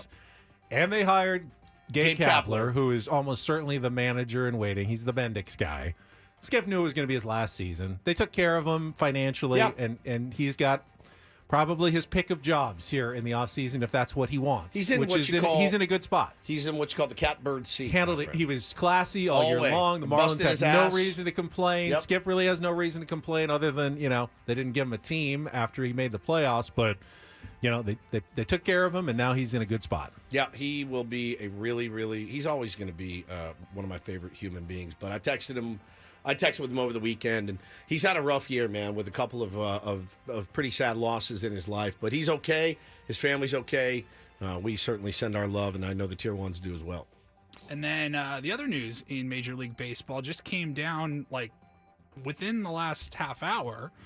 Say goodbye to All-Star uniforms. Goodbye, Major League uniforms. Baseball has You will announced not be missed. They will let the players wear their own team uniforms once again at the Summer Classic, and I think that's a universal win for Major League Baseball. What about those 7 All-Star jerseys that they sold last year? Yeah. That they no longer will be able to sell. Just like 7 guys are like, damn it. Now they're going to make them wear the All-Star jerseys in the playoffs, so we expect them to see them tomorrow. Could you imagine? Unfortunately, I kind of could imagine Major League Baseball thinking that's a good idea. Playoff jerseys on sale now. Can they do, if they need to make, I'm fine, and I understand you need a hat that commemorates where you're. Do they have to be so big? The big patch on the side, that's the size of my hand. We're in the playoffs, and it's the size, just cool little thing on the back, playoffs, whatever. Normal hat. Normal, cool, smaller patch. deal. Right? I'd be okay with that. I would too. Because I don't like that side World Series patch that covers half of the hat. I feel like the kids today like busier hats. The with World more Series things on them than patch we is used at to least like. a flex. I guess, yeah, but I'm not buying one, though. Because why? Because it looks kind of nerdy. It's not a flex for Paul or me who weren't in the World Series. Yeah. I thought if you're just watching it, seeing it visually on for TV. those guys, yeah. And then finally, we've got a minute here. Woodsy, congratulations. I'm in You're deep be trouble. Seeing Oasis twice, it looks like. What? Oasis announcing their world tour. Yeah, they're coming to the States. They announced their leg of reunion shows in July next summer. Yep. And then now they will be coming to the States. So was it New York, Chicago, LA? Yep. Is this after Playing the you're Rose going to Bowl. go see them next July? It's in September. It's getting. I haven't pulled the trigger on flights and hotels yet. And then I saw the one coming to LA. For England, yeah. I'm like, but I'm still going. I'm committed to doing it. Is there any... kind of waiting for my wife to just surprise me with it. If you're listening, babe. Is there any scenario in which London gets canceled because you're taking everybody to the LA show? I wouldn't say there's no scenario, but I've thought about it.